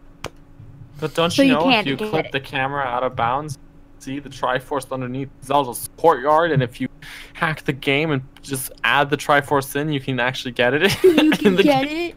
You can get it. Yes. Point This is, one it's was not true. this one it kind of makes sense because one of the early trailers of the game did show Link opening a chest and getting the Triforce, which obviously the most powerful relic in all of the lore would be in a treasure chest. But yeah, Right. So that kind of makes sense that people will be like, "Can't you get it?" But like the story of the game, if you play the game and you play through the story, it like kind of covers that ground already, and you obviously cannot. So yeah. So I will say, my personal thought is, everyone kind of knows about the Ura expansion, but nobody necessarily knows exactly what all it was going to include. We know it was supposed to include other medallions and stuff that you could get, but I like to think that when you pause the menu and you can see the slots where all the medallions go, Right. you can also see slots for the Triforce, and the That's Triforce never gets filled up like the medallions. So maybe in the same way you would get the medallions after completing a dungeon in the game, and the Ura expansion, the 3 dungeons would get you the Triforce. So like if they added 3 dungeons, maybe 1 for each piece of the Triforce, but who knows? Because in the game, like, Ganon's already sealed in the Sacred Realm, Zelda has her Triforce, you have yours, you get sent back in time. But I imagine the ending was like redone to wrap up the game when the expansion was cancelled. That way, like, it could be one solid game on its own and not have to deal with lore based on. But then there's other stuff that we'll get to later, like the Running Man and like different colored tunics and stuff that was sort of left in the game. Yeah, that's...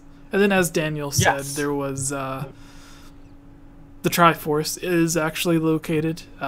Zelda has it buried underneath her courtyard. Just get Dompe to come and course. dig it up. It's probably just something like a lot of the time they I don't know exactly if this is the right answer, but a lot of the time in games where they have in-game cutscenes, they'll have something like that's off screen, so when you're playing you actually can't see it, but then when they're explaining in a cutscene it'll be still like in that loading zone, just like below the floor or something. There's a lot of examples of that on the Boundary Break YouTube channel, where they'll put something in but like off of screen basically as much as they can, so that it's loaded there and ready for that cutscene or something, or for that event when it needs to be there. And that, I think, is most likely the cause of why that Triforce is there, but I don't know for sure. It could just be a development leftover, an Easter egg, or something they forgot to... I'm knocking stuff over. Something they forgot to clean up when they were developing that. Too animated. Yeah. And then, as you also said, one of the very first cutscenes that they showed off was him getting it out of a chest, which kind of reminds me of like an Ark of the Covenant type thing. I have a Triforce on this chest. Oh, yeah. Ooh. Hey, wait. Does that play the sound when you open it? I think I've seen that online. I wanted to buy it.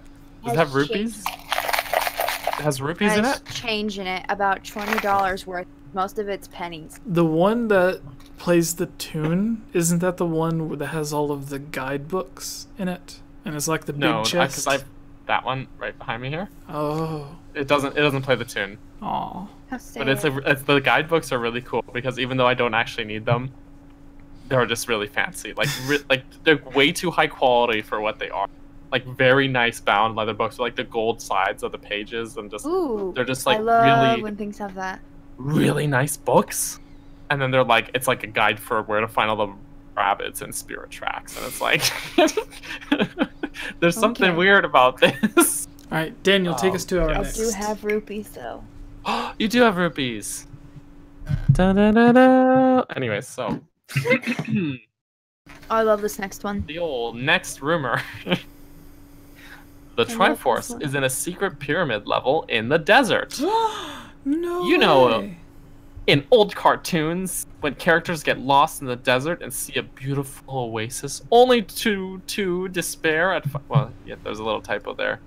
Only to despair at finding out it's a mirage. That's pretty much this rumor in a nutshell, except without an oasis's practical application. Here fans are chasing the silhouette of a pyramid in the Gerudo Desert, one said to lead to immeasurable wealth and a certain gold triangle. But alas, while it can be seen, it can't be reached, because it isn't actually a pyramid at all. I feel like there's a metaphor here. I don't... A little credit to the rumor mongers, the shape of the pyramid is definitely there, seen through walls of sandy wind when you play the Song of Storms. However, the pyramid isn't actually a structure at all, but part of a map boundary that is highlighted during lightning strikes as well. Oh well. The vain search continues.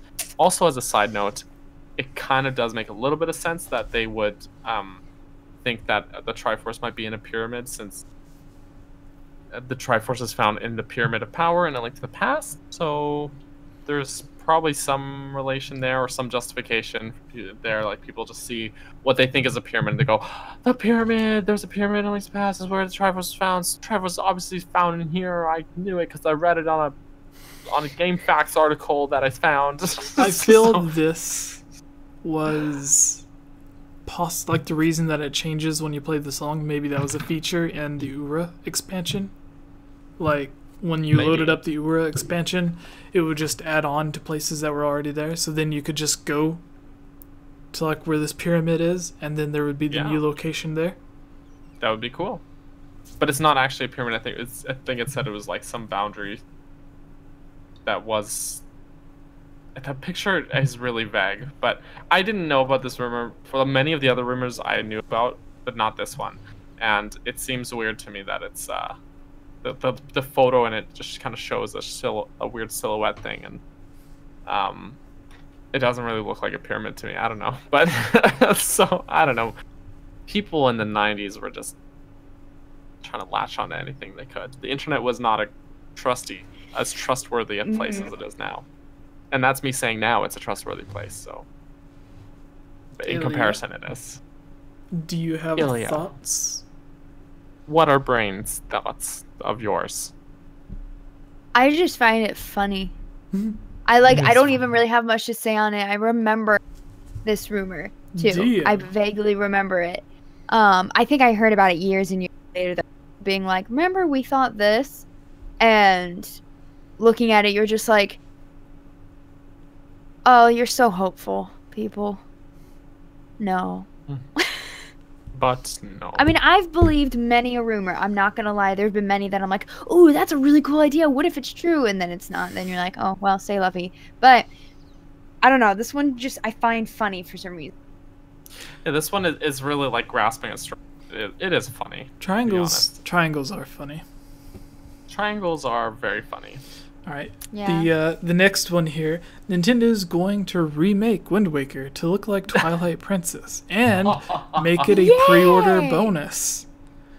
Oh man, I remember this one.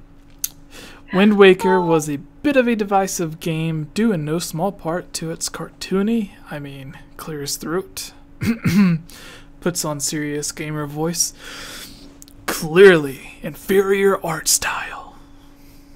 Did I do it right? Was that a gamer voice? I don't know. I'm not a real gamer. I think that was right. I don't think it was like a level of pretentious, like, I'm a know-it-all, like that. I don't know. The look doesn't seem to have held it back much, but many fans still wish for a more graphically grown-up version.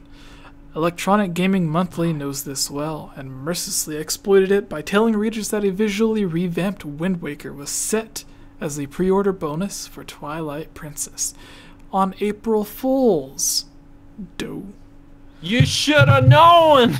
Rather than apologize when the gag was exposed, EGM twisted the knife in their next issue. They printed letters from infuriated fans that fell for the joke, mocking them for believing anything anyone says on April 1st. How mean. Rest assured, readers, Games Radar would never play such a cruel trick. And then they link to a trick that they played. So, the screenshot, the way Link's head is turned, like, it's very awkward. I would say right off that Nintendo would never do that. Like, Yes. I don't think they would ever let his head turn that far. And then, like, why would has he? The Hylian shield instead of the Wind Waker hero shield. Yeah. And it's just Yeah. like, Now he's an adult instead of a child somehow. I don't know. it just, like, the bird looks cool, the shield looks good, but then, like, the way that he's standing's just like, no. It's an awkward pose. Yeah, and It really is. It just reeks of fake. I don't know. I remember seeing this one, and my first thought was, why would they do that? And then I realized what day it was. And I was like, oh, it's not real. All right. It took me 2 seconds to realize. Ilya, would you like to go next? Yes. Oh, this one is so interesting. I love it. All right. So apparently, there's a place called the Unicorn Fountain hidden in Zora's domain. Oh I my gasp goodness, on all of these. it's so real. You know, absolutely. The hardest rumors to shake are the ones that have the tiniest grain of truth to them. And that's actually very true. Like the tale of the Unicorn Fountain. Once upon a 1999, back when Ilya was a wee 4-year-old, depending on what half of the year, Nintendo released a disc peripheral called the 64DD that never took off. And it and all the expansions made for it were canceled within 2 years. That included an addition to Ocarina of Time called Zelda, which was set to contain the Unicorn Fountain. The fountain went down the pipes with the rest of the update, but that hasn't stopped fans from looking for it, and looking, and looking, italicized, and looking. Some resourceful players have pinned down the spot where they say Link would have accessed the fountain, beneath the waterfall in Zora's domain. No. However, what lies below the surface is a dead-end gap. All fans really have now are their dreams of what might have been found there, like a mysterious blue fairy or a geometric shape of some sort. Can I just say, It's an I really interesting like... one.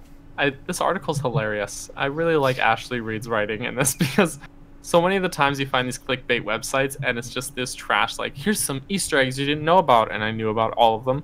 And Yes. this one is just, she's totally, Ashley, you done good on this one. It's very amusing. I like it. Yes. Continue. Sorry, Ilya. No, I mean, I wasn't gonna say much other than, I mean, I don't know how I'd feel if there were a unicorn. Why does there need to be a fountain underwater? I mean, my question. we eventually got Melania, whatever its name is, Sure. goddess of horses or something, later. Close enough. And the Lord of the Mountain, we don't need a unicorn. We got better things.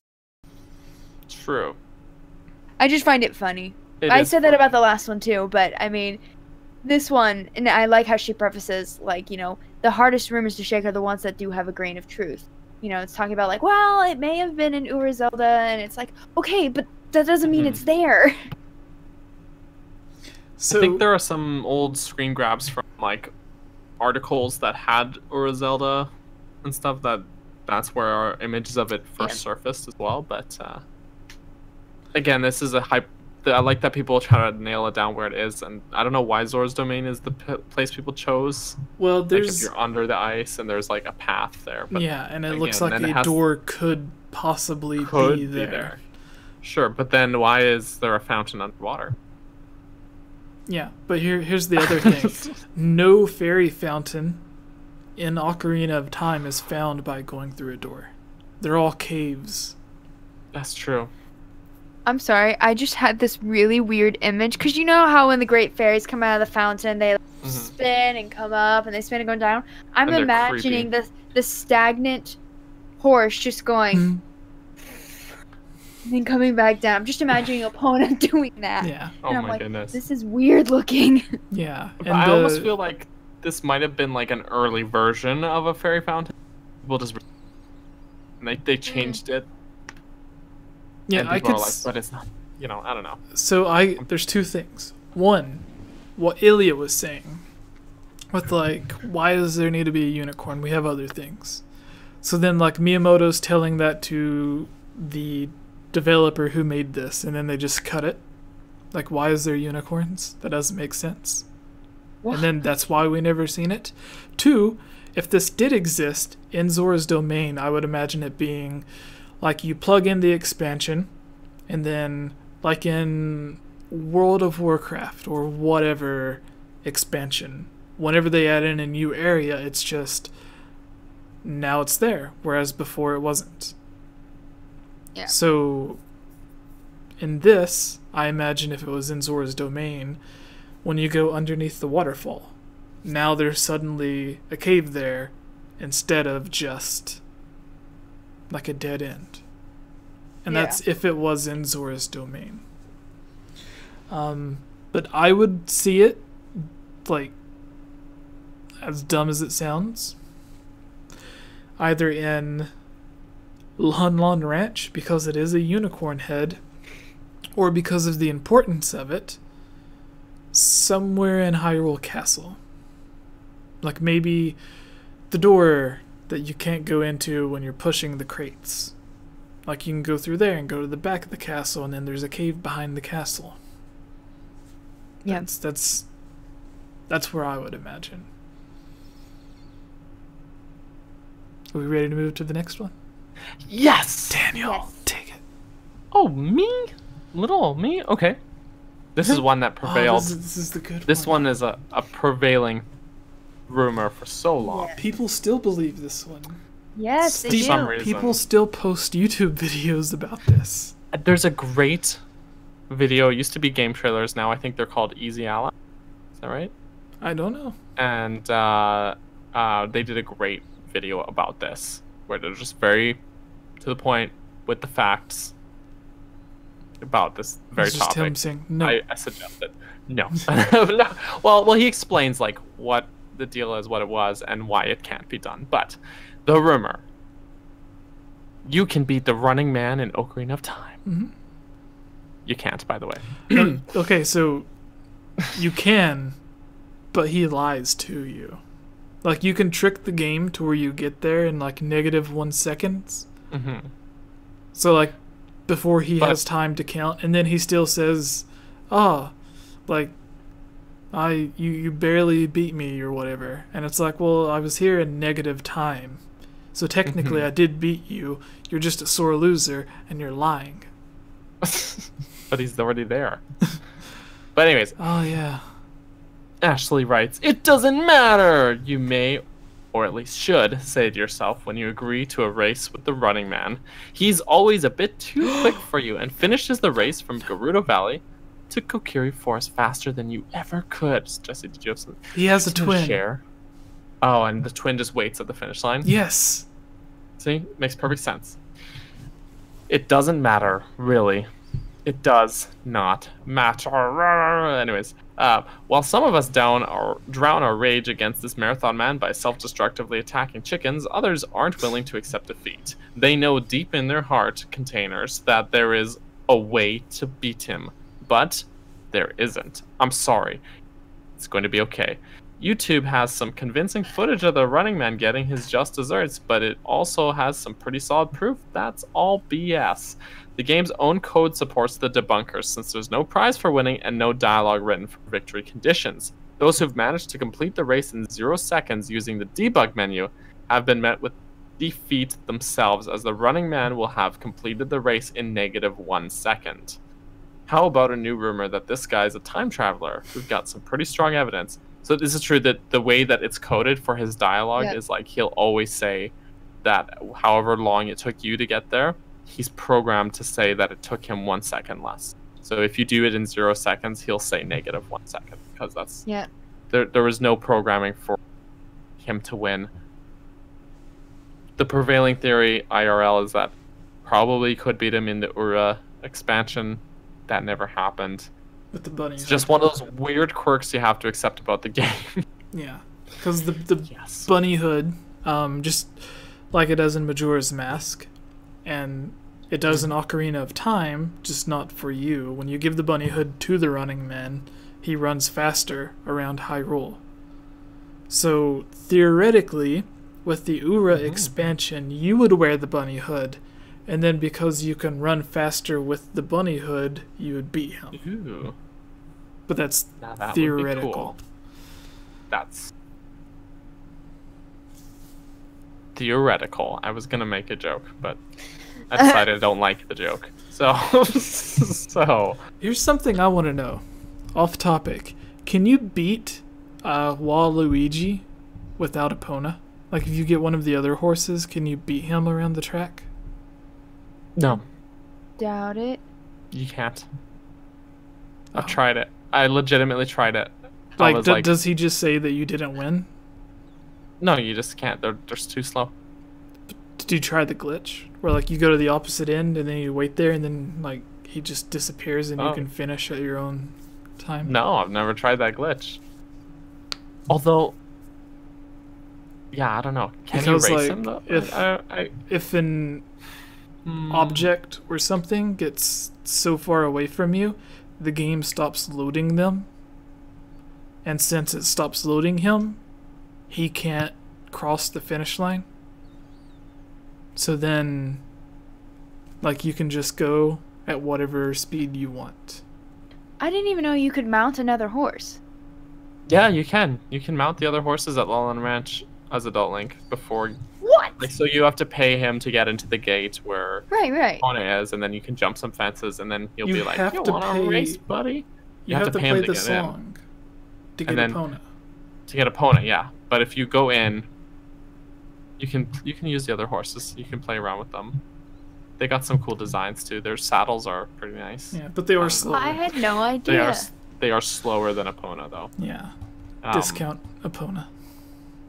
Playing that game for 20 years, and I had no idea this. It's okay. Sometimes it's okay if your horse is not as good as Epona. Like my horse Charles. In Breath of the Wild, my horse is named Charles, and he's not as fast as Epona, but he's got good stamina, and you know, he's got a heart of gold, and I was playing earlier, and a guardian shot me and killed Charles, and I got so upset. I just reload my game. I just was like, nope, just reloaded. I was like, no, you can't take Charles away from me. I love naming my horses. They all had a theme in my Wii U one, but in my Switch one, I just have Epona and one named Flint. I don't know why, and one named Beowulf. Oh, that's a cool. My first playthrough, I named all my horses after kings of Hyrule. So I had like Daltus, Daphnes, Gustav. I just thought that I was just being fun with that. That is good. And then of course Epona. But then this time I just decided to be weird about it. So there's Charles. I got the big horse, the giant horse. I named him Big Boy because he's a big boy. All right. We're getting off topic. Did you ever try beating the Running Man, Ilya? No. I just watched videos on it. I mean, I've obviously done it, but I've never. You beat the Running Man? Well, no, obviously not. Beat the Running Man. It's real, guys. You said you done it. This article was wrong. Well, I mean, I've raced him, of course, but like, did you race him after you knew you couldn't? I think I tried like 4 times when I was younger, and I was like, you can't beat him, can you? And my brothers were like, we wanted to see when you'd figure it out. And I'm like, you suck. You can't win them all. That's the moral of the story there. What about you, Daniel? That's true. With the Running Man, you can't win any. No. Yeah. But I mean, like, you can't. There's not always a solution. I, as a kid, tried many a times, and my brothers and I, we all tried. Many times we tried, well, would it be faster if you ran using the hover boots because you run a little bit faster. Then you park Epona right outside. Yeah, you do, just a little bit, but you have less traction. If you try using, Epona, like park her right by the tent and then use Epona as fast as you can. If you warp to the Lost Woods and then run out of the Lost Woods that way, which I tried it all. And no, and I got very frustrated with it, and then eventually I forgot, and I went on happily playing Zelda games. Majora's Mask. Yes, exactly. So, yeah, it was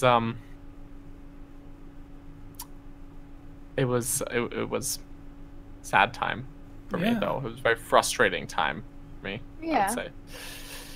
All right. We didn't know. The next one. There's a temple in the sky, an Ocarina of Time. It's up in the sky. Rauru, couldn't you be like all the other sages and get locked away in your own temple while you waited for Link to finish his 7-year nap? You are entirely to blame for the Sky Temple rumors, which started when fans tried to figure out where exactly the Sage of Light came from. Maybe they were a bit hasty, deciding that the temple was real, and a certain 3-sided object could be found there, without any proof whatsoever, but you should know better than to taunt them. While plenty of explanations exist about how to reach the Sky Temple, throwing a bomb in the lava pit at Ganon's castle, I think I've heard that, one-shotting a giant skeleton in Hyrule Field, and using its skull as a what? A telepad? Using using a skull as killing. None have heard been. That one. Is she like making up stuff to add to it? No, because I heard the bomb one. No, like getting a bomb right. But using the skull to warp there. Maybe I heard one rumor where it was like you had to go to back to the Shadow Temple after you defeated it. After you defeated Bongo Bongo, but you have to go as Child Link, and then there's all these sort of weird rumors that I heard, but I'm pretty sure it's just kids making stuff up because we were all kids. Everyone in the world was a kid in the 90s. Alright, none have been shown to work, and there's no footage to suggest the temple's real, while one YouTuber claimed to have found it after beating the running. What? The assertion was brutally debunked, and with little chance of recovery, the search for the mighty Polygon continued. After beating the... Okay. What? Why would that unlock a dungeon? Why? Does not fit Zelda at all. Weirdos. That's unique. Also, Gibbs in the Just chat, he weird. says, I heard that you had to use a bomb on a Sheikah stone and ride it as a... that is good. Oh, I love it. I love it. I mean, that's one of my favorite features in Ocarina of Time, if I'm being honest, just setting off those stones, okay? That was one of the first things I learned as a kid. It's hilarious. Okay, I see what it is. The YouTube channel claimed that they beat the Running Man and it unlocked like a portion of the dungeon or something. I don't know. Anyways, okay. The reason that they suggest there's a sky temple is not because of Rauru. Because he has his temple. It is the Temple of Time. He is locked in the Temple of Light, not the Temple of Time, or not the Temple of the Sky or whatever.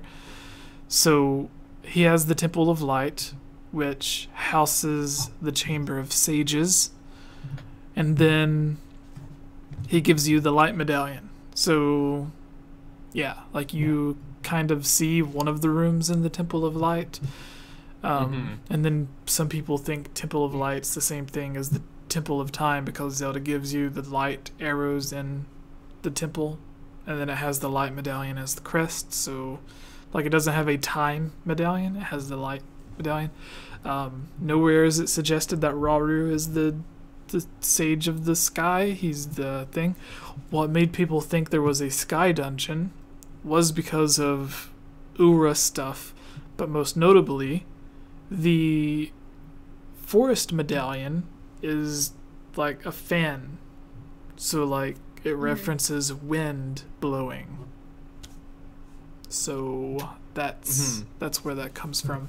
And then the forest section in Ganon's castle has nothing to do with the actual forest. It's all fans blowing you around, which makes That's people true. again think wind. So wind dungeon. And then in Twilight Princess, which is like the spiritual successor to Ocarina of Time, whenever they made their forest temple, it has like half of it is a wind dungeon. And there's a lot of wind puzzles in the Forest Haven in Wind Waker as well, actually. Yeah. Yeah. So that Twilight had a city in the sky. Yeah. The Uku. Yes. And then Ooh, Skyward cool. Sword was entirely based off of that. So, just like Aonuma Miyamoto says, unused content from one game goes to another. I don't understand that Rauru thing, though. Like, they explain... I guess because he was the sage, so they expect that he would have a dungeon too, but well, he yeah, doesn't. but, like, he's the Sage of Light. They say that he's in the Chamber of Sages, which is inside the Temple of Light, which is inside the Sacred Realm. So it's like his dungeon isn't even in Hyrule. I don't know. This is true. I don't know either. It's weird. All right. I clicked off of my thing. I think it was so dumb that I exited off. So, Ilya, would you like to take it so I can catch up? Yes. Yes, which by the way, who is it? Sono Koduku says Tingle is Ganon in disguise. Oh, yeah, It's true. could be. It's canon. It's canon. Could be. Absolutely. But anyway, the next rumor that turned out to be completely fake is you can break into Fado's house in Twilight Princess. One of the 3 Fados, but I've never even thought about this. I have. Because you can never get in there. And I always wanted to know what was in there. you know, says, okay, dude, take a breath here. Sure, there's nothing wrong with breaking into a few NPCs' houses and taking all their valuable stuff, since none of them actually seem to care. Plus, you might find something really useful. And hey, who's the hero of time here? I guess that Not point the hero Link of and Twilight Princess. Yeah, that's the hero of Twilight, so, you know. Well, that's the thing But at the when you beginning of react this to it- article. sorry to interrupt, but at the beginning of Yeah. the article, instead of saying Link, it refers to him as the hero of time, which, fueled a lot of speculation with Breath of the Wild. When they were doing the Nintendo Treehouse, one of the Nintendo Treehouse employees, I forgot her name, but she used to work for IGN, and then she moved to Nintendo Treehouse. Right. But she referred to Link as the hero of time in the game. Oh, did she? Yeah, so that made a lot of Whoops. people, including myself, Oh. think, "Ooh, she slipped up." And It's it, like, oh no, she leaked some information. yeah, and it turns Yeah. out it had nothing to do with the hero of time. Yeah, So because continue, So Ilya. sad. I think this is a pretty common misconception, though, where people refer to all Links as the quote-unquote hero of time because throughout all of time he is the hero. But really, that term specifically refers to the Link from Link's Ocarina of Time and Awakening. Majora's Mask. Oh, Because he's the hero of time.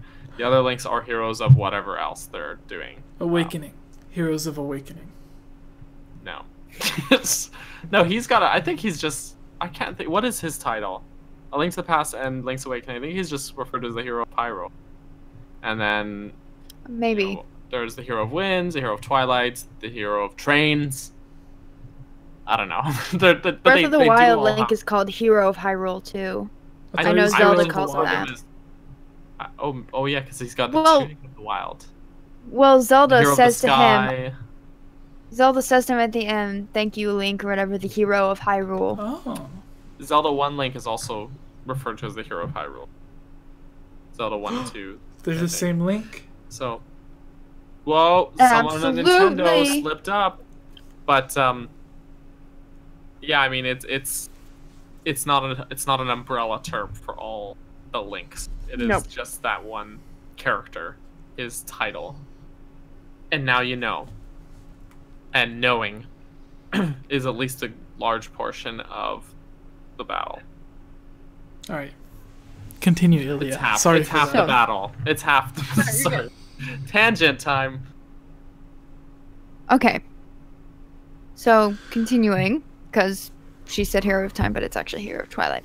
Anyway, but when you react to a single lockdown house by starting a rumor that you could totally get in it if you just try harder, maybe use some cheats, and dude, I think you have a problem. While there is no indication in Twilight Princess that Fado's house is accessible or interesting enough to bother trying to get in, Okay, yeah, I read that weird. Some fans were just too curious to let it go. This led to rumors that it really could be done if you just knew the trick. A lot of the rumors weren't even started out of genuine interest, but by jokesters intent on crushing their fellow players' dreams of virtual home invasion. It was eventually discovered that Link could technically get into the house, but only by glitching through the door into the uncoded void beyond and breaking the game. So, breaking and entering? So, I think it was also another source of debunking this. Again, as I mentioned before, the Boundary Break channel. That's what he's called. That took me a second. He tested this just because he had fans asking him if he... Oh my god, Link's face fell off again. I gotta stop fidgeting with this guy. He tested it out, and there's nothing coded there. There's no loading zone doorway. I'm knocking everything over. There's nothing. There's nothing in there. So it's not even like they just decided to seal it away. I think they just never programmed anything there to begin with. Nope. Because most other buildings will have the door and there's a loading zone. Not this time. Sorry. Isn't there the That's all. place in Ocarina of Time that you can't get into as an adult? Or, like, as a kid? Which place? Like, the There's one many where, like, places. they say the boy's not there? Like, next to the guard on the left? Oh, in Kakariko. Yeah. Right, I think so. They always say, like, the boy's shop the boy's when you're not adult here. Link. Yeah. And then Right. if you go Yeah. into it as a child, you still enter the shop. Yeah. So I think you're not like they didn't have anything there for Child Link. So you kind of have to just glitch into it if you do go in. Yeah. But yeah, it's a Alright. weird time. Your turn, Daniel. Ooh, okay. You can get phantom arrows by killing the phantom guide. First of all, why would you want to do that? This is the only chillest cool Poe in the game. Oh, except for the... That's not true. This is Composer Brothers. That's beside the point. You know, arrows made out of silver, magical ice, or pure life-giving light are okay, but you know what would be really cool? Arrows made out of ghosts! Heck, yeah, that'd be so awesome that I'd totally complete a bunch of bizarre tasks outlined by a stranger on the internet to get them. That's pretty much how the Phantom Arrows rumor in Ocarina of Time shook out. And it ended about as well as you'd expect. While different versions of the rumor change details here and there, the basic concept remains consistent. First, you have to catch all the big Poe ghosts floating around Hyrule Field. Then you have to find the Phantom Guide in the Haunted Wasteland, re-kill him or something, visit the Poe Collector in Hyrule, and profit. As you can probably guess, there's no proof that these Phantom Arrows ever existed, and if anyone has successfully obtained them, they've been quiet about it. So they don't exist. Jesse did it, though. Now, all we have are arrows imbued with flesh-rending fire and ice. Dang. So I never heard this one, actually. I haven't either. Do I they haven't say either. what happens? Like, what do they just make the They turn your enemies enemy into a disappear? Poe. or like do they just like vanish away? Maybe. Like, you hit them with the arrow and they just like into smoke Also, and just gone. I disagree with what you said. The coolest Poe, I think the Poe hunter person is the coolest if he counts as a Poe. Does it count as a Poe? Well, he's the kid from the graveyard. Supposedly. Well, he has a stick. Anyone can have a stick. It's not confirmed. There's speculation that he's that kid, but then he's in Majora's Mask as And well. he likes all the spoopy stuff. And so he likes spoopy stuff. Wait, is Why the is he Poe in Majora's Collector Mask? in Majora's Mask? Yes. What is he Yeah. in Majora's Mask? He's in Akana Canyon. First, Yep. you talk to him and he's like, "You shouldn't be here yet." But then you come Oh, back is when he- you're he's supposed sitting to, on and top he's of like, the- "Oh, yeah." And then he's like, "Oh, you should be here now, I guess. So here's a tree. I'm gonna make it appear for you, and you can hookshot that thing." Okay. And then he makes you fight the Poe sisters in his little game of fighting Poes. In Like Ikana he has village. the cave. Yeah, it's like one of the houses there, and you go in, and he's like, "You pay me money, and I will make you fight the Poe sisters from the Forest Temple in the last game." And then you, We need fight an the four of them, excuse to and I think reuse you these get- character models. yes, exactly. And then you get a heart piece for it, I think. So, for actually beating them. I don't It's remember pretty fun. that. But it's totally just recycling fights from the last game. That's in the original, not the 3D? I think it's in both. I don't remember it in the original. versions. You know. So I played like 99% through Majora's Mask, the original, on Nintendo 64. Okay. And I had everything except one heart piece. This could have Which been one? that heart piece. See, that's the This thing. could I have don't been know. it. I This had could have been it. I had a walkthrough of the heart pieces printed out. And I would spend like days and days after school or Just during like the going summer. through each of them. Yeah, like redoing all of the side quests to get the heart pieces. And I would always Jesse. I would never have the right one. So but Now like you I know. don't remember doing that, and I don't remember doing the spider house. I think this. Well, which Spider House? There's two. Well, both of them. I don't remember doing oh, either. okay. 'Cause one But gives you the I Mask of must Truth. have, because I had the Mask of Truth and I had the the heart other one- piece. The other one gives you a big wallet. It doesn't give you a heart piece? There is a heart piece inside Okay. it, Well, but that's then at the end of it, you get the bigger wallet. that's the thing though. Is like I don't remember doing the Poe thing, and I don't remember doing the spider house, because I remember I was doing a video and it said something about the lakeside spider house, and I was like, the what? You know, There's the fisherman's hut, and then he's next door neighbors with a haunted house full of spiders. Yep. It's normal. Yeah. In the chat, Javier Vasquez says, "Is the Poke Collector from Mask the same one from Ocarina of Time?" And I think yes, personally, but maybe not. It's not. Oh, I commented and said no. It's a parallel world. I think it is. I think it's the same guy because.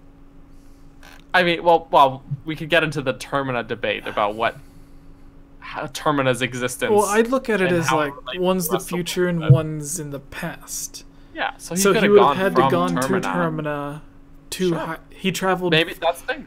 He traveled from Termina to Hyrule. That's the thing, because he likes the bleak stuff. He likes living in the ghost town that was Icona. Link saved that heckin' place, and he's like, "Yeah, this isn't my scene anymore." You made a theory. Oh, actually, no, wait, that didn't happen in that timeline though. Well, J-Link just said, "Shh, Ilya." He could have went. That's where Link is because he's dead. MatPet said so. He could have went. J-Link, leave. No, so he could have Mike went responded for him to shut up.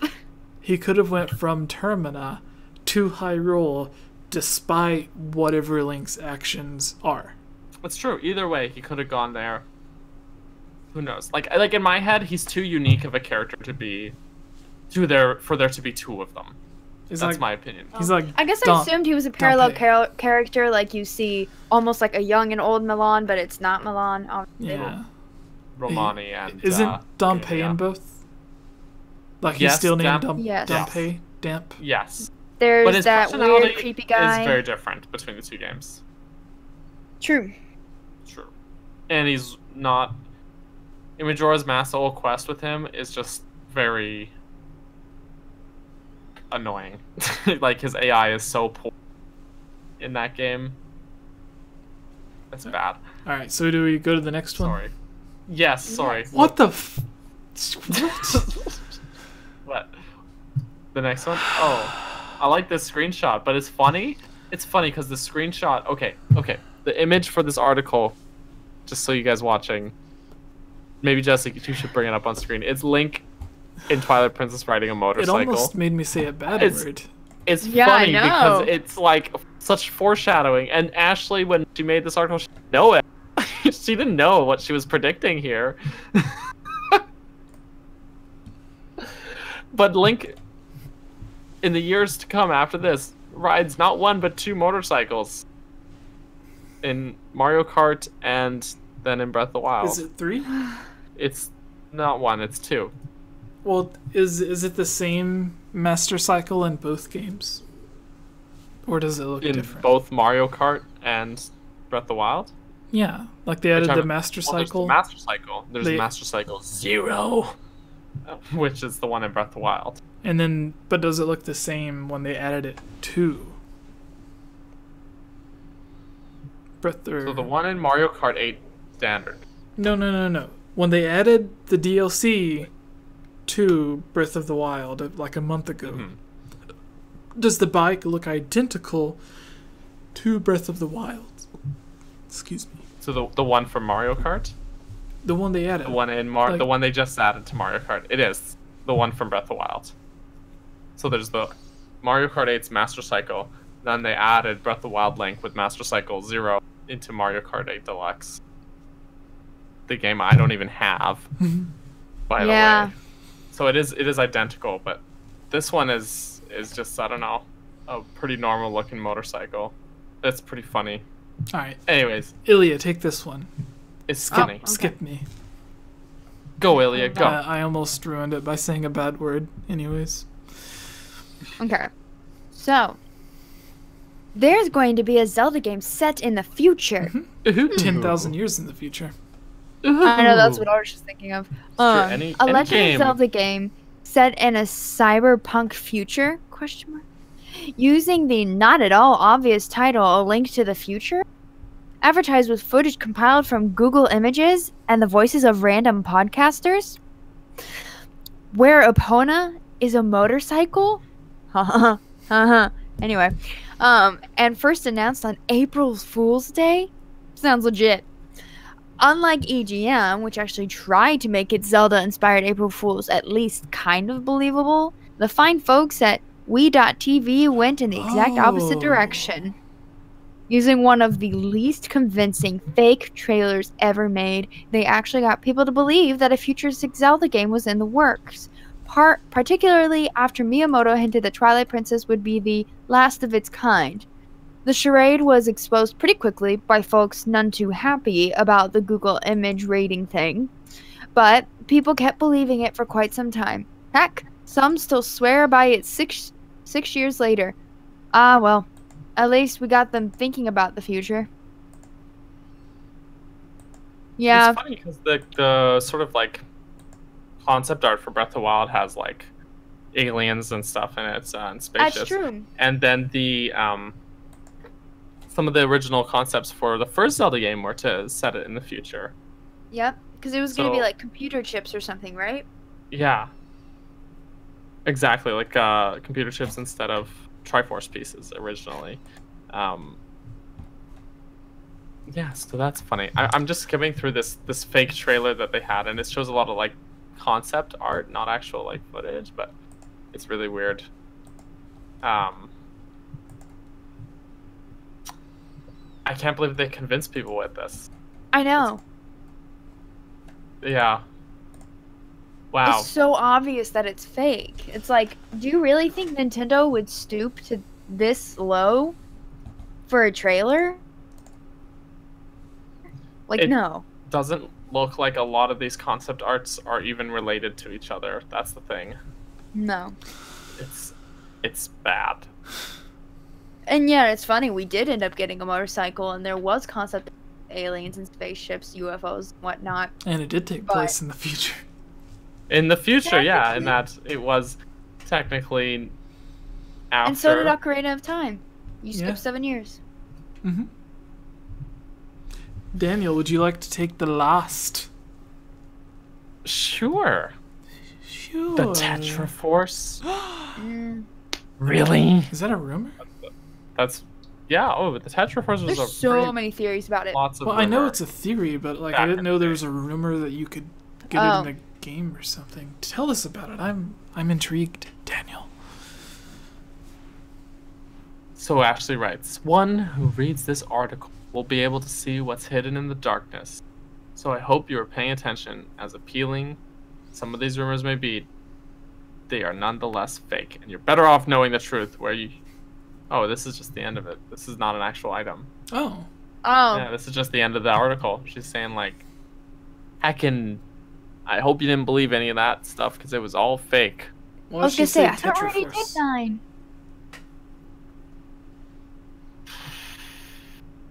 I don't know. So Let's find her on Twitter and ask her.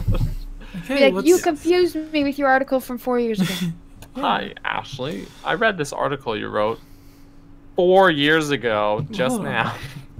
I almost made a video while I was at school. Actually, no, I did. I made a script, a crappy script, and recorded myself talking about the Tetraforce theory. And then I went back and watched it, and I was like, I'm literally babbling. Like, it's not even a coherent script. It's not even something that's like, oh, this is just what people think of the Tetraforce. I had like this weird theory in my head, and I don't even remember what it was. And I was like, I just need to delete this video. This can never be shown to people. This is terrible. In the chat, Javier Vasquez says Miyamoto sadly denied the Tetraforce theory a while back. Yeah, which but is say, he's no, also Bowser's not sadly. Jr.'s mom. Not sadly at all. I'm glad he put a clamp on that business. Yeah. He nipped that rumor in the butt, because honestly, ugh. Yes. Like, I thought it was a cool theory when I first heard about it, and like the whole idea of like, oh, it's represented by the color purple, and what would the fourth thing be? Is it time? And you know, is it the Sheikah? Look at all these things having 4, and I'm like, that's really cool. It's fake. Yeah. But that's a cool thought. So the timeline video that I did a week before it almost kind of got confirmed, which was kind of odd. I talk about if it were real, to use a lot of similarities and comparisons. But like in that video, I say like, you know, not that it is real, but if it was, and then related it to Hylia and everything to kind of strengthen it. But even in that, where it's like, yeah. And then there's videos where someone did a video about how the Forgotten Temple proves the Tetraforce. I don't know how. But it doesn't. I watched the video. It's just a temple about the goddess Hylia. And it has a giant statue of Hylia, and then that's it. And also it has a lot of panic in it. Oh, yeah. Because there's a ton of guardians. Yeah, walking into that one, and you just see like 5 lasers on you, and you're like, oh no, like, no. I don't want this. I totally cheesed that area. Oh? So cheesed it. Did you just run around with the guardian shield? No, I would hide, shoot, and then hide, shoot again, hide. I just kept hiding and finding those perfect spots where there was no way they could hurt me. I never got hit once, but it took me like an hour. I remember I did it on a live stream, and I actually tried my best to reflect all of the lasers and kill all of the guardians. And did you? Yeah. Successfully? Yeah? Oh, good. Yeah. You know what's funny is, though, better than that one is there's that room, there's the like maze island in the north, and then you fall into the room, and there's just like guardians everywhere, and it's just I love it. But there's that moment where you're just like, oh, no. Yeah, no. I ran away in that one. Like I got the chest and left.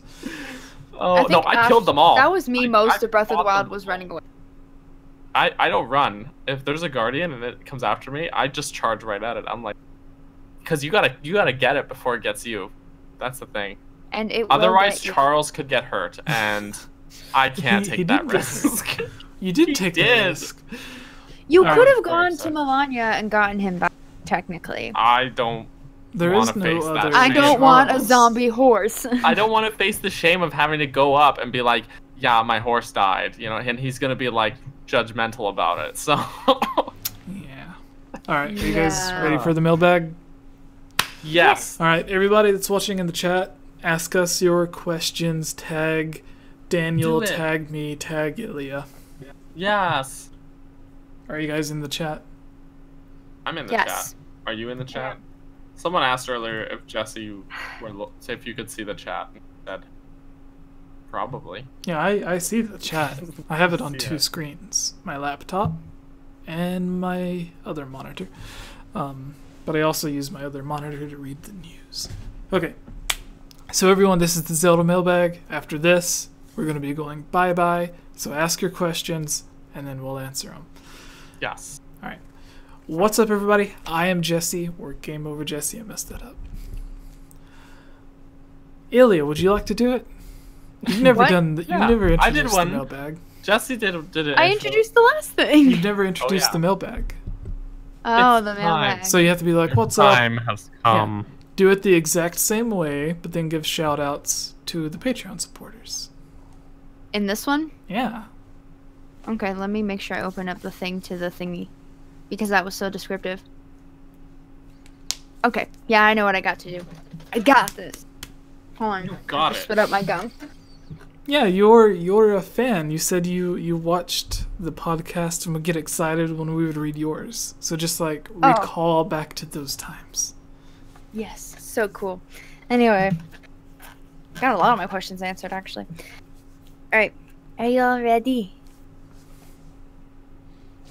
Yes, I'm not actually looking at you guys, so. Oh, okay, we're ready. Okay, because I'm looking at the Patreons. Before, so. I assumed by the silence that I got nods. Anyway. Hey y'all, it's Ilya, and welcome to the Zelda mailbag for the Game Over Jesse channel. Obviously, I am here as a guest with the main co-host, well, one of the main co-hosts, Daniel. Hi. And the master of the channel, Game Over Jesse. Hello. For whom this is named after. And we're going to do the Zelda mailbag. It's going to be great. We're going to answer questions, assuming people ask them. But sometimes we get a crap ton of questions, and you know what? We can't answer them all because otherwise we'd be here for like 3 days. And we would love to answer Zelda questions for the 3 days, but we have lives and jobs, believe it or not. So, unfortunately, we can't do that.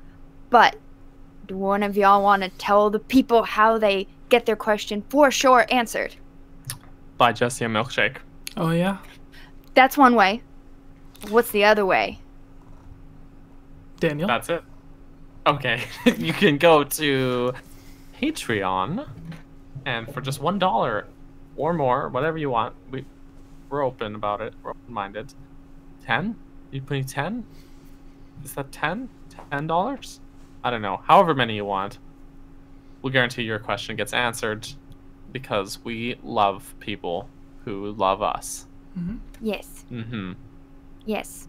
And you know, these are some of those people that donated, and obviously you get shout outs when you donate. So, like these new Patreon supporters, Jacob, Michael, Elmer, Bootleg Boy, and then of course a lot of the long-time fans. Gus, Justin, that one pancake, Key of Time 15, who I know from Hyrule Amino, Monica, Casey, Link Use the Triforce, Megan, Lunarium, Robbie, Shadow to Us, looks funny, Rusty, and Lovable Christy. Not Unlovable Christy, Lovable Christy. The unlovable one stopped supporting us. Yeah, naturally. And the other pancake as well. You There's can that also one submit pancake, questions in YouTube as well. So sometimes if you do a super chat message while we're live, we will see it and we will answer it for sure. We will stop what we're doing and answer it because we'll drop everything. We paid money. So we're gonna answer questions. So I have to look for one. Yes. That was very nice. That was beautiful. Bootleg Boy asks, he is the Patreon supporter who asks a question. Yes. So we can start with his Ilya. Okay. Yes, is it like the one that says today at 3:53 p.m.? That's the one. Got it. So, Bootleg Boy asks, besides Zelda, what game has a memorable soundtrack? Probably good he had the disclaimer. Besides Zelda, because we would have all been like, well, Skyward Sword and Wind Waker. Memorable soundtrack. Donkey Kong Country. All of them. True. All the Donkey Kong Country games. I love them. I love those soundtracks. It's almost a cop-out answer. It sounds obvious, but this is good. I say so good. Final Fantasy. What else have I played? Super Metroid Sonic! I'm just kidding. Has, if you just listen to the, like, get some good headphones, and then put on the Upper Brinstar theme from Super Metroid, and just, like, sit in a dark room and listen to that. It'll just change you. It'll change you. The first Spider-Man movie with Tobey Maguire has a good soundtrack. That's got Nickelback. That's a Wait, bad are we just soundtrack. talking about video games? Yeah. I thought we were. That was the joke. Okay. Because it's not a video No. game. But there was And a game about the movie. That's true, I had it on the game. I would say, I was going to say Animal Crossing because I have an Animal theme stuck in my head right now, but actually more memorable than that, not counting Kirby's Epic Yarn, but most Kirby games, amazing music, especially Triple Deluxe for the 3DS. It just makes me so happy. I love Kirby. Yeah, Kirby's fun. What about I like Robo the soundtrack Bobo? to... I haven't played that one. I haven't either, actually. The soundtrack to Yoshi's Woolly World hits me. Do they replace I don't know what it the is. violin strings with yarn? Yes, Or and wool? then most of the soundtrack is just like plucking at yarn. No, it genuinely has a very acoustic based, very nice soundtrack. Like, and it's just good music, and I love it. And the bonus stage theme, like the special stage theme, is super good. God, I love video game music too much. Oh, I already said mine, but we can probably all acknowledge that Smash always has a ton of good Oh music. yeah, that's Oh, Smash. Yeah, but Smash is like all the best music from okay, everything. true. it's like Compilation all the of music. everything. There's, Actually, Star Fox 64 has a really good track. it's got a really thematic soundtrack too. Yeah. Like, there's a lot of themes that carry over throughout all of the levels, and it's got a very militant, thematic, percussionary And very good soundtrack. voiceovers. I wouldn't call them the pinnacle of quality voiceover. I would definitely say it's some of the most memorable voiceover work in any game. So there was an interview where they said that they would pull developers and like assistants, just like random people who wanted have them to do the voices. voiceovers instead of hiring voice actors. They would just be like, "Hey, It's cheaper. who wants to do the voice for this rabbit?" Yeah, it's cheaper, right? Yeah. And I now was those also voices thinking- are iconic. Yeah. And speaking of very thematic soundtracks, Earthbound. Banjo-Kazooie. Earthbound has a soundtrack that makes you kind of want to cry at times. It's just a very, not in like a, oh, this is so bad, but like it's a very emotional soundtrack as well. Earthbound is more like a piece of art than a video game, though. So it is like in my, like there are some times I'm playing that and I'm just like, this is like just a piece of interactive art. Like it's frankly, maybe it's me putting it up on a pedestal, but Earthbound is super emotional and artistic and brilliant, and it's got a very good soundtrack as well. I feel like we'll just continue going on forever talking about video game soundtracks, Right. because there's so many. I do have one funny little story. Do it. Someone challenged me about how well I knew video games because I mean I wear You're a pink, fake gamer girl. clearly because I have blonde curly hair and I wear pink frilly dresses and I say, "Oh my gosh, I love Twilight Princess," and you know, dudes at school would be like, "Yeah, okay, sure you do. You watched your brothers once," and I'm like, "Don't challenge me, boy." But they did. They challenged me on the And you N64. killed them. Well, they said, "I doubt you could even recognize a dungeon from Ocarina of Time," and I was like, "Try me." And they did this with both Banjo-Kazooie and Ocarina of Time. They would play music, not really random ones, but like main dungeon themes, and be like, "Do you even know what this is from?" And I'd be like, "Dodongo's Cavern, Jabba Jabba's Belly. Oh, that's Freeze Easy Peak, Click Clock Wood." And they're like, "You actually know this?" And I was like, "Why would I talk to a bunch of video game boys who don't give a crap about me if I wasn't interested?" Also, here's the thing: is that this is something on the internet, especially, but also I found when I was at school, is that people like to challenge people on their interests. And here's the thing: if someone's a fan of something, that doesn't mean they have to know every single detail about everything about that thing.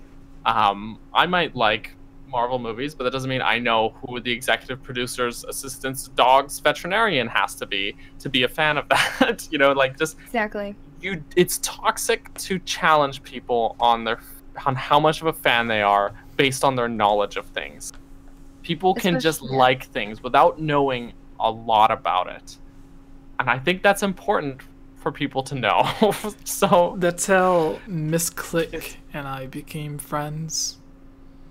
no, it's great to know things, like, because obviously this is me talking and I want to know everything about everything I'm interested in. And there's nothing wrong with knowing a lot of things. And like with Miss Click, it's the same thing. It's like, oh, you know a lot about this, and that's something you guys can bond over and become friends about.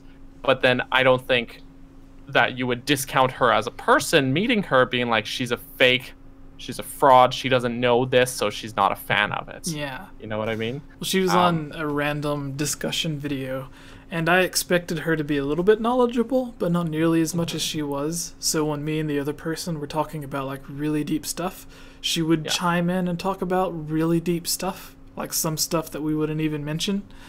Yeah. And I'm just like, oh. So that was when I was like, after that ended, I was like, hey, do you want to do another video after this one? She was like, yeah, I'd love to. Let's think of like Kayla, for Good example. impression. We love Kayla. She's on this podcast. She's a co-host because the fans love her, and also we're friends with her, and we love her. And not to discredit her, but she's been upfront. She said, like, I don't know as much about this. That doesn't make her less of a fan than me about it. Exactly. Maybe less pedantic than me, but I don't think this is to say that it's not a bad thing to learn about the things you're passionate about or to be knowledgeable about it, but just I feel like it's not fair to challenge how much someone likes something based on their knowledge of it, right? I'm getting super sentimental, preachy, but it's true. It was just like a side story that I had where I was just like, really, why would I talk about Zelda if I didn't think I liked it, if I didn't actually like it. I mean, they were a couple of idiot boys from high school, so... That's another thing, though, is that there's this misconception about quote-unquote fake gamer girls, right? And it's like, why would a girl... What motivation would a girl have to be a fake gamer? Right. Legitimately, why? To get your attention? Because there's already a stereotype against gamers in general. Why would I put myself in that position? If she doesn't share that interest, why does she want your attention? Exactly. Do you think some random girl that has no interest in anything I do wants my attention is going to pretend to be a gamer, to be someone that she's not, to get my attention? No. No. It would be dumb. It doesn't. And now this is to say, like, my wife, I love her, she's not a gamer. But she never pretended to be a gamer either to get my attention. We bonded over other stuff. We have other people don't do that. People don't do that. No, she's not actually a coffee drinker either. she's a total teetotaler. But it doesn't there's no logic behind this assumption that people will fake interests to get your attention like that. And if they do, you got to get your head back in reality. I'm getting so preachy about it. I'm so sorry, but it's just something I always get worked up about. It is important. It's a very toxic thing that's actually out there. And the thing is, like, what, like, just why is there this idea that girls are not gamers, not I don't know, like, with that they're not knowledgeable just because Ilya wears pink and has frilly hair or whatever. Like, I don't know. It confuses me, guys. I play Kirby. That fits my look. And why would that be bad too? If she were, why don't you want other people to share your interests, be fans of something, so that's a successful franchise? Probably because I don't have enough Zelda teas or something. Maybe I don't know, but it's just, I'm sorry, I got way off topic. It's true. Video game music is good. Yes, it is. Daniel, when it's done well, it's the awesome. Next question. I was in the chat though. Basement Band says, Daniel, my man. I'm sorry. I'm Basement Band. I got like way on the tangent. Okay, Jonah from across the river asks, okay, so here's a list of Zelda characters: Link, Zelda, Ganondorf, Tingle, Groose, Rivali, Sant, Ruto, Twinrova, Girahim, Midna, Hilda. Now each one of you has to choose 3 of them to be your 1. Loving partner, 2, best friend, 3, mortal enemy. I'm really upset Cass is not on this list. I'd want him to be my best friend. So catch is, you can't pick one that's already been chosen by one of us. So if I pick something, it's off limits for you guys. No! So call dibs right now. Okay, so... I call Link! Groose is my mortal enemy. Which Link? Which Zelda? Well, I have to call Link because he's the only dude I would ever get with. You probably want... Oh, so are you choosing him for your loving partner? Yes. Alright, so Groose is my mortal enemy because at one point he will turn around and be my best friend. Oh, yeah, that's a good point. And then best friend. Okay, I'm gonna highlight these in different colors so that I know who's already picked. There you go. Ilya's gonna be blue. Best friend would be Ganondorf. Purple. What? And because if he's my best friend, he's not gonna do me wrong. Sure. Oh, I guess. Loving partner would be Midna. Midna, okay. Jeez, I shouldn't have waited. I'm like losing all the options. I call Zelda for best friend. Zelda's okay. Ilya's Zelda's my lover. Highlight that. Oh, you already picked her? I thought you. No, picked I mean Midna. Zelda's. Yeah, I didn't pick Zelda. Sorry, I'm stupid. Sorry, I'm gonna choose. I feel like Ruto would be a really great loving partner, but I wouldn't want to get fishy with her. So she was the nicest. She's super nice, but I'm gonna choose Hilda as my loving partner because I'm gonna she's be a cool green character. in this. She's cool. Tried to destroy Hyrule. Be red actually. She's she flawed, learned. but she had a great motivation. And I'm thinking Hilda end of the game, like after all said and done, she learned her lesson. She's a very determined woman, but ultimately her motivations were good. She just had the wrong course of action. I'm gonna do you guys one. I'm actually gonna edit this question. I'm adding Cass to the list so that he can be he can be your and lover. I'm gonna add Sidon to no, actually wait. I'm gonna delete Hilda. Sidon will be my lover. No, I'm kidding. I'm kidding. I'm kidding. Tingle's gonna be my mortal enemy. Ugh, yeah. And But Tingle has all of his brothers. They can. yeah, and they're gonna be on my side. They're gonna want to be free of Tingle's horrible, abusive, like domination over them. So, who have I got left here? I gotta pick a best friend out of Rivali, Zant, Ruto, Twinrova, and Girahim. So here's the thing. Ruto, it's gonna be weird. It's with gonna be awkward. Ganondorf, She's in love with me. With Ganondorf as my best friend, I get the support of Twinrova, his mommy, or who I always assumed was his mommy. Surrogate mothers, or whatever. Yeah. Girahim and Zant, both are kind of allies with him. Okay.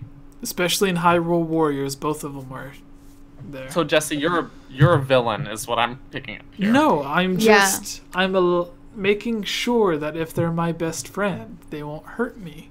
Because if I had to pick someone who I'm constantly going against as my arch rival, I don't want it to be someone who can actually hurt me. So I pick Groose. Groose is my enemy. That way he can just like hide my birds. I don't know. Oh my gosh. He can point at me furiously. Ilya, you still need to choose a yes, an enemy. Which I should clarify, I'm talking about Twilight Princess Link. Okay. But once he's my age. Lover. So Twilight Princess Link as your enemy. No. That's your lover? Yes. Your lover is Twilight Princess Link. So your best friend is Zelda from Skyward Sword. Your grandfather would be the hero of time. Yes. So it's really cool. But it would be Zelda from Skyward Sword as my best friend. I feel like I would get along with her really, really well. My enemy, almost like all of these that are left are enemies to me. Rivali. I don't think Zant wouldn't care about me. Rivali wouldn't care about me. I'm scooping Rivali as my best friend. I'm scooping him. Wow. Like, no, you know what? He's a bit arrogant, sure, but like he wouldn't be arrogant towards you. You see that's how he treats Link. That's not how he treats the other characters as much, right? And if I'm his best friend, he's not going to be that arrogant towards me. Because he's my best friend. I'm probably going to be like, yeah, dude, you're the best archer in the world. Like, look, I'm so proud to be your friend. I'm a good friend that way. You know, I support him. So he'd be 3 arrows at once. Yeah, dude, that's freaking impressive that you can do this training course that quickly. And that you literally learned how to defy physics and create an updraft to shoot yourself into the air magically. So I'm scooping him up, Ilya. You know, you gotta pick an enemy. Oh, it's Ruto. Ruto? You've got Zant, Ruto, Twinrova, and Girahim, and you pick Ruto as your enemy? She would be my mortal enemy. I feel like Twinrova would be like, what do we care about this pale little thing? Okay. Girahim would just... I don't want to talk about Girahim. Zant would have no interest in me. There's nothing about me that's worth defeating. So he would be going after Link before he'd go after me. So, although, if... Oh, I just realized I always shipped Link and Ilya and Twilight Princess. Call myself Ilya. I did not make that connection. I didn't even think about that, but yeah, I guess maybe it has to be Zant then, because who would Zant go after? To hurt Link.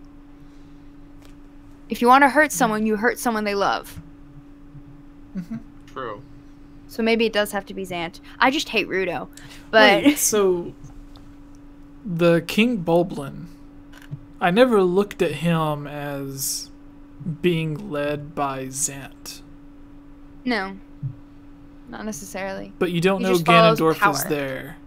Yeah, but you don't know that until the end.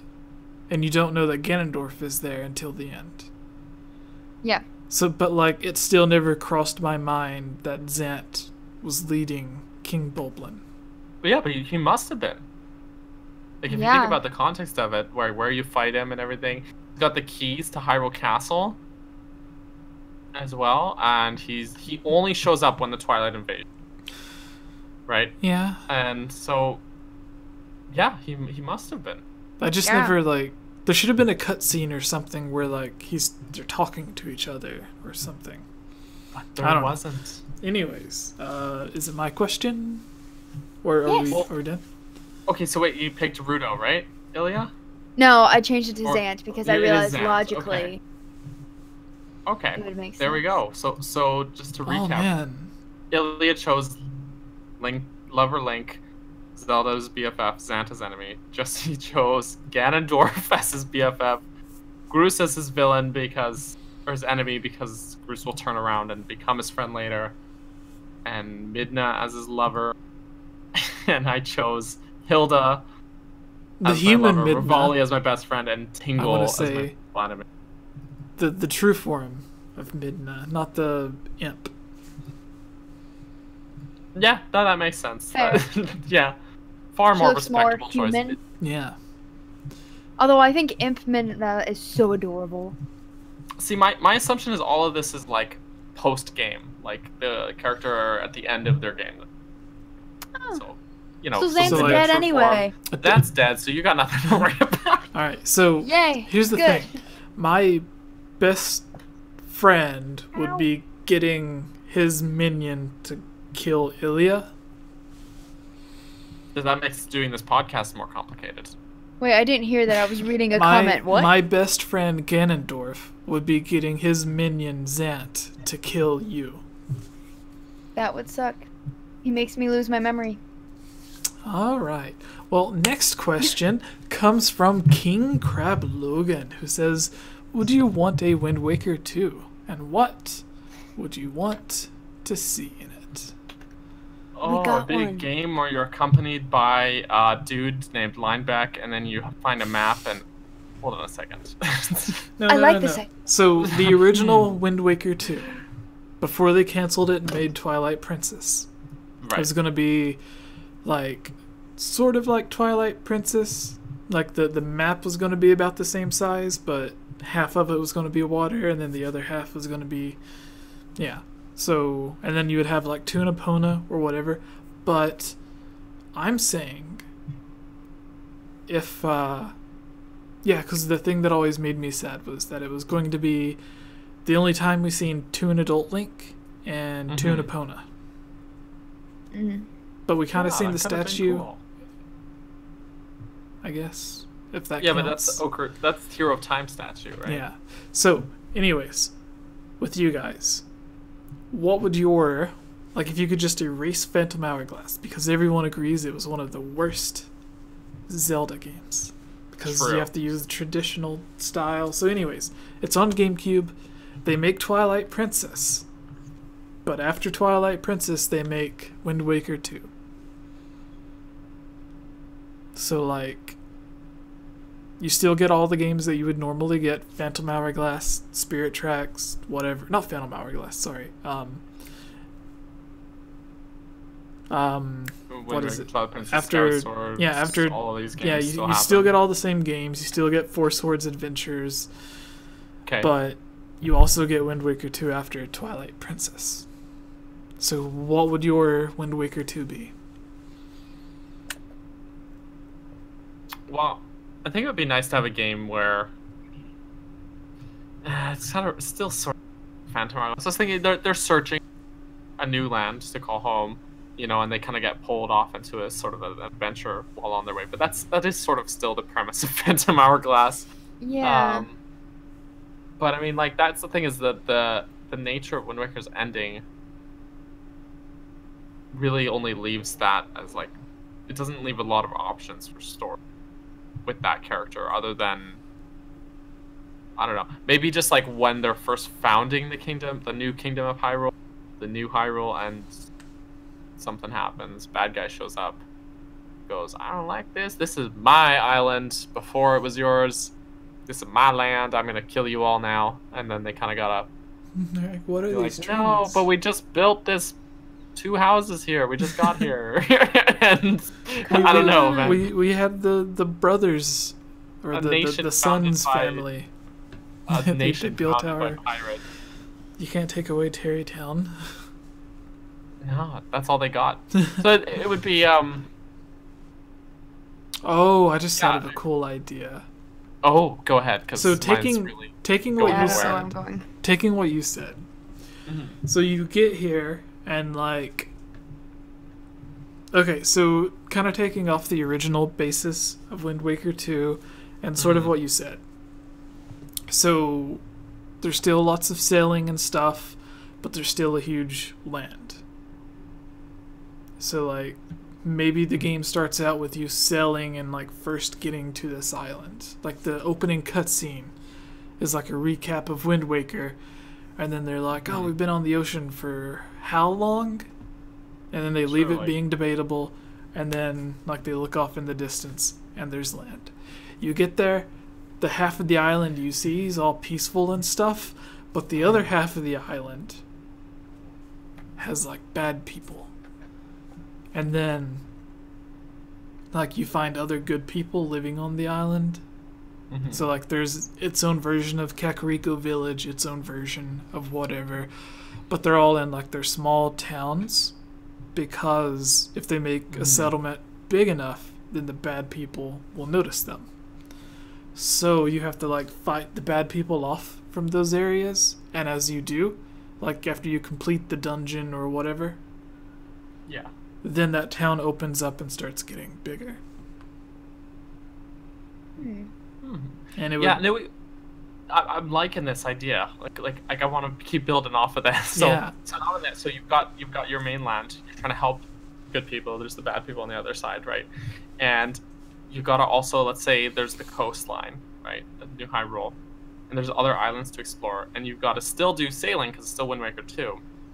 And part of how you help these people, you've got to go to these other islands and get resources, and you find islands with settlements, and you're bringing people over to New Hyrule, and you just sort of like, it's this game all about building up this place to be the new land that everybody's going to live in. And that includes like bringing over political leaders, village chiefs, that kind of thing, all the different tribes, bringing them over. Like we could build off of it. So like the ultimate goal is building this civilization up to be something better. Yeah. And so it doesn't make it seem like you're the bad guy getting rid of the people. Yeah, like the story could be that it's not you trying to like push the bad guys away from their land. It's the good guys were always there, but then the bad guys came and pushed them into hiding, sort of like in Breath of the Wild, where like the villages and stuff are tiny. They're not huge because all of the bad guys. So it's sort of the same story to where it was a good, prosperous land that Nintendo likes to tell, and then it's destroyed.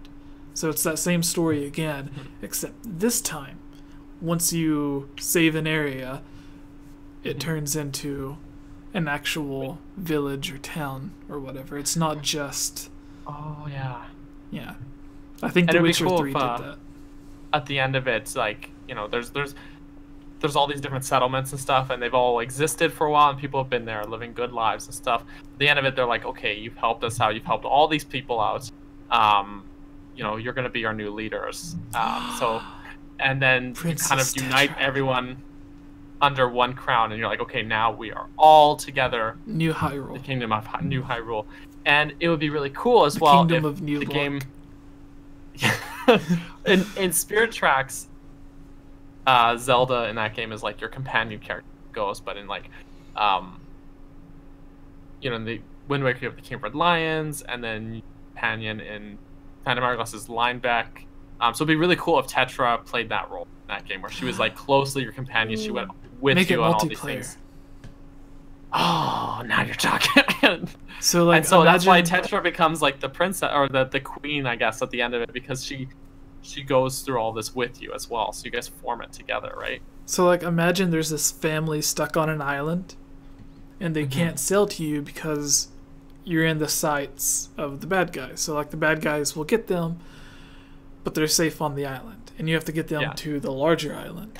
So like in the same way like Majora's Mask, you had to like shoot the arrows at the whatever brothers so they wouldn't get the milk. Like the Gorman brothers. Twilight Princess, you had to do the same thing when you're getting the Zora to Hyrule Castle. So in this, like, imagine it being 2 players, and then, or you could do it by yourself, kind of like in the previous Zelda games, but like whoever's playing as Tetra is like selling the ship with the family on it, and then you have to be on the back of the ship or your boat, and you have to like shoot the arrows to like get them to go away. Or cannon, maybe. Yeah, or cannon.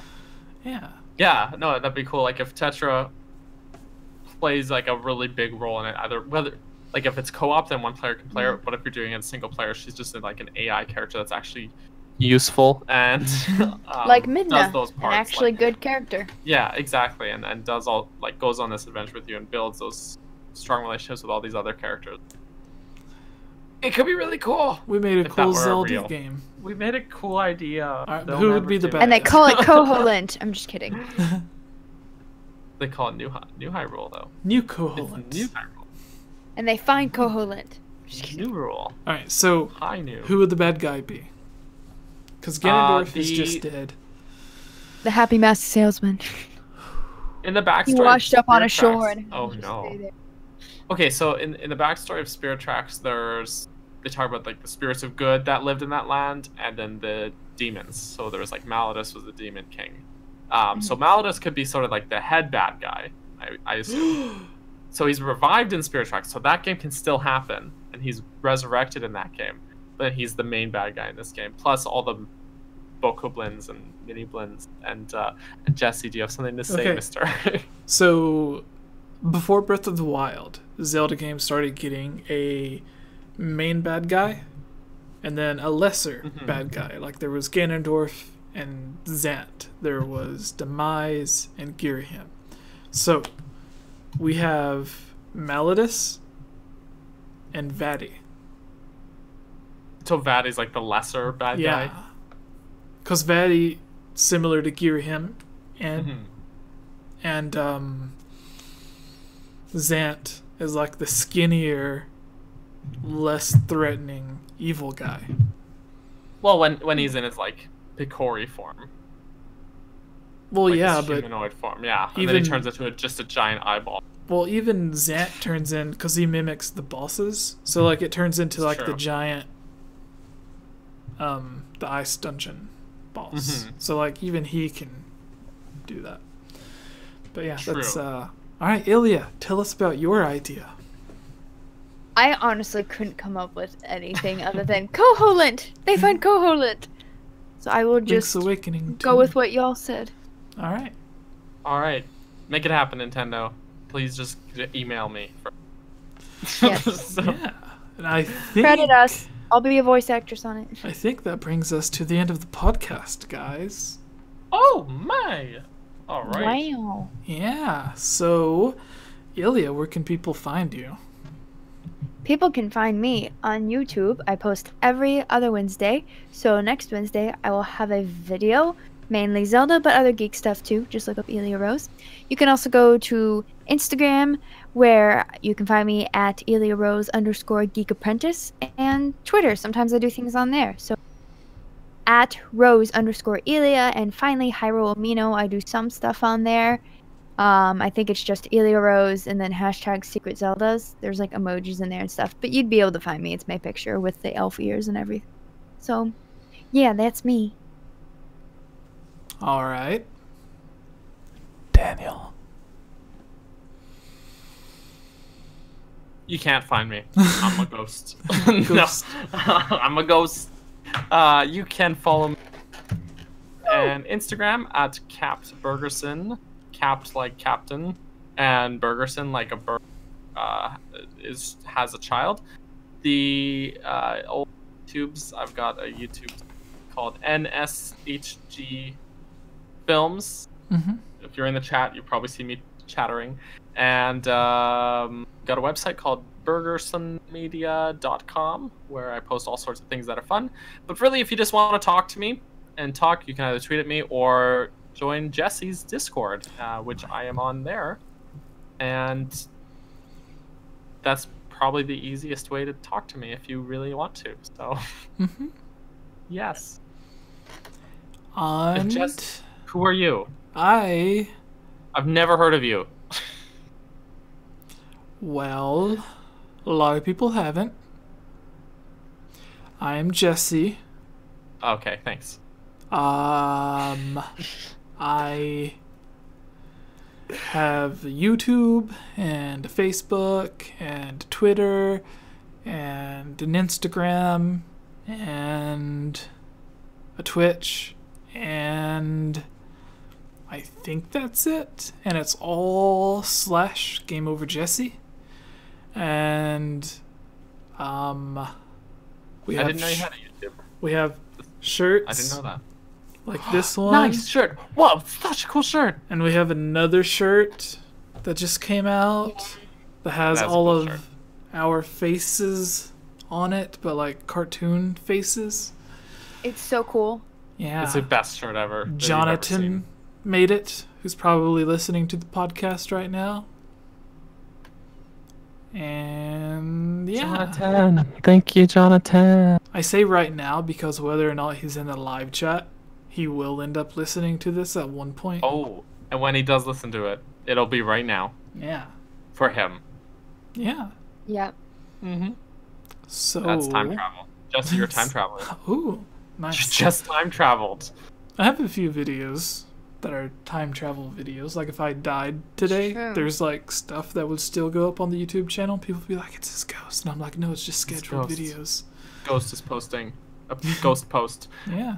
Never knows best in the chat asks MySpace. But, You got a MySpace happening? Jesse 101M. Oh, actually, I was Yeah. joking. Wow. I'm gonna have to find that. Jesse I would 101M. love to have Yep. a MySpace. I think I had a MySpace. I'm trying to remember I did have a MySpace. I'm trying to remember. I remember mine. If you want to go I listen mean, to one of I my... was like 9. You can go listen to one of my old bands on the MySpace. Oh my gosh. myspace.com/inside and out with a 0 was one of them. Inside and Out. Yeah. Another one was Jane Dies for Limelight. And another, I don't know, there's a lot of them. But instead of doing that, you can just go to my YouTube channel, go to Yes. like the earliest videos and listen to a bunch of my songs. None from any of the bands, but just songs that I recorded.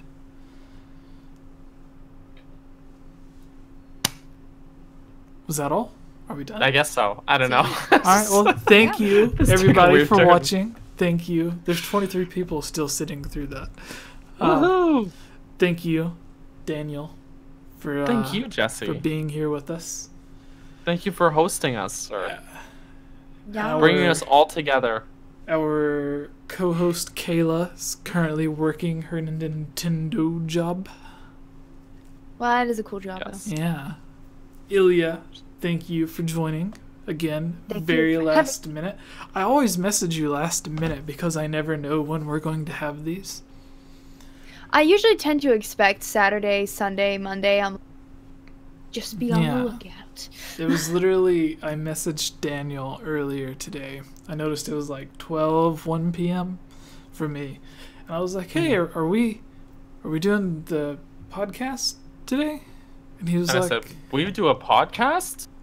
No, that's not what... but he said tomorrow morning or tonight. And I was like, I could do tonight. So like, I didn't even know we were having a podcast until like 6 hours ago. So Surprise podcast!